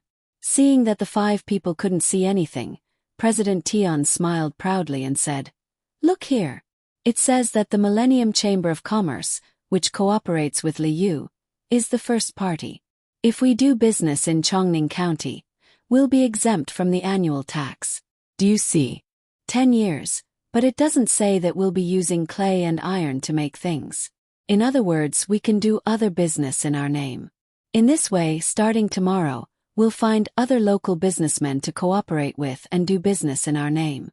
We can save half of the tax. We don't need to spend a single copper coin. We just need to use our name." Is it really written like this? That's great. Is Liu a fool? No wonder the president asked us to read it word by word. Turns out that he thought of this. A person in the Chamber of Commerce stared at that line and said in surprise. This time he really admired the president. No wonder the president agreed so quickly. Amazing, just using his name to cooperate with others. He could earn half the tax of other people's transactions. President Tian smiled reservedly and waved his hand. It's just a small trick. Even if Liu finds Zhang Xiaobao, what can he do? Others are afraid of Zhang Xiaobao, but I'm not. Humph, when we find a businessman tomorrow, you can find someone to spread the news that Liu found Zhang Xiaobao. In the end, the Millennium Chamber of Commerce took advantage of the loophole. So, when it comes to economics, no one can avoid failure. Every time you suffer a loss, you learn a lesson. President, do you really want to do and say this? I'm afraid that Zhang Xiaobao will come to deal with us after he knows. His family has a lot of money. If by any chance, he borrows hundreds of thousands of strings of cash from Liu, we won't be able to make money from the clay business. The person who spoke just now asked worriedly. What are you afraid of? If he really dares to invest so much money, then we can use some tricks when we manage it. The contract doesn't say that we'll only make money, right? How can we make money just because we take out money? Do you understand? President Tian explained. Understand. President is really smart. Xiao Bai gave a thumbs up and praised. Xiao Chong, who had followed Liu into the room, first read the contract carefully. Just as he was about to look at Zhang Xiaobao's plan, his eyes landed on the clause that the Millennium Chamber of Commerce had mentioned. He was stunned. Suddenly, his expression changed. He said to Liu, "Sir, there's one clause in the contract that's not easy to deal with. It's the 10 years tax exemption. What if they use this as an excuse to work with a local businessman to avoid paying taxes?" Liu continued Xiao Chong's words. That's right. What should we do? Xiao Chong saw that Liu could say it out loud. He shouldn't have written this clause. Liu didn't answer him. He took out Zhang Xiaobao's plan and threw it in front of Xiao Chong. Look at it yourself. Tomorrow, come with me to find a place to build a road and dig a river. This run-down county doesn't even have a big river. I originally wanted to make more money to build one, but now I don't have to. Xiao Chong carefully picked up Zhang Xiaobao's plan and flipped through it. The next day, the sky was high and the clouds were light. The sun came out early and shone on the earth and the people and things on it. Liu led his men to the restaurant where the Millennium Chamber of Commerce stayed. He ordered people to invite them in to discuss the road construction. As soon as they went up, the people from the Millennium Chamber of Commerce came down. However, there were only 3 people, not 6. The other 3 were nowhere to be found. Sir Li woke up early. We were going to find you at the Yamen to discuss the road construction.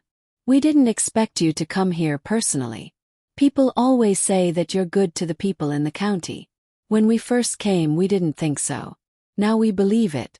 Chairman Tian greeted Liu. Liu looked around. Where are the other three? They're busy with other things. The Millennium Chamber of Commerce doesn't just do business. Since we're in Chongning County, we naturally have to help the economy. Sir, you don't have to worry about them. Chairman Tian said casually, as if he really didn't have anything to do. Liu nodded happily. But it's best if we can cooperate with the local merchants. Let's go. The group talked as they got on the carriages and horses. They went to the place where they wanted to build the workshop. Liu wanted to put the workshop in the center of the county. This way, the roads on both sides of the county could be repaired. At most, he would have to pay more money. Liu wanted to find a place close to the border. He wanted to save as much as possible. Both sides gave their reasons and argued non-stop. It was almost noon when they finally chose a place that was closer to the county in the east. There was a river there, so it would be convenient for transportation. You're tuning in to the Whispers of Romance YouTube channel. Don't forget to subscribe and join us on this journey to catch the most captivating stories.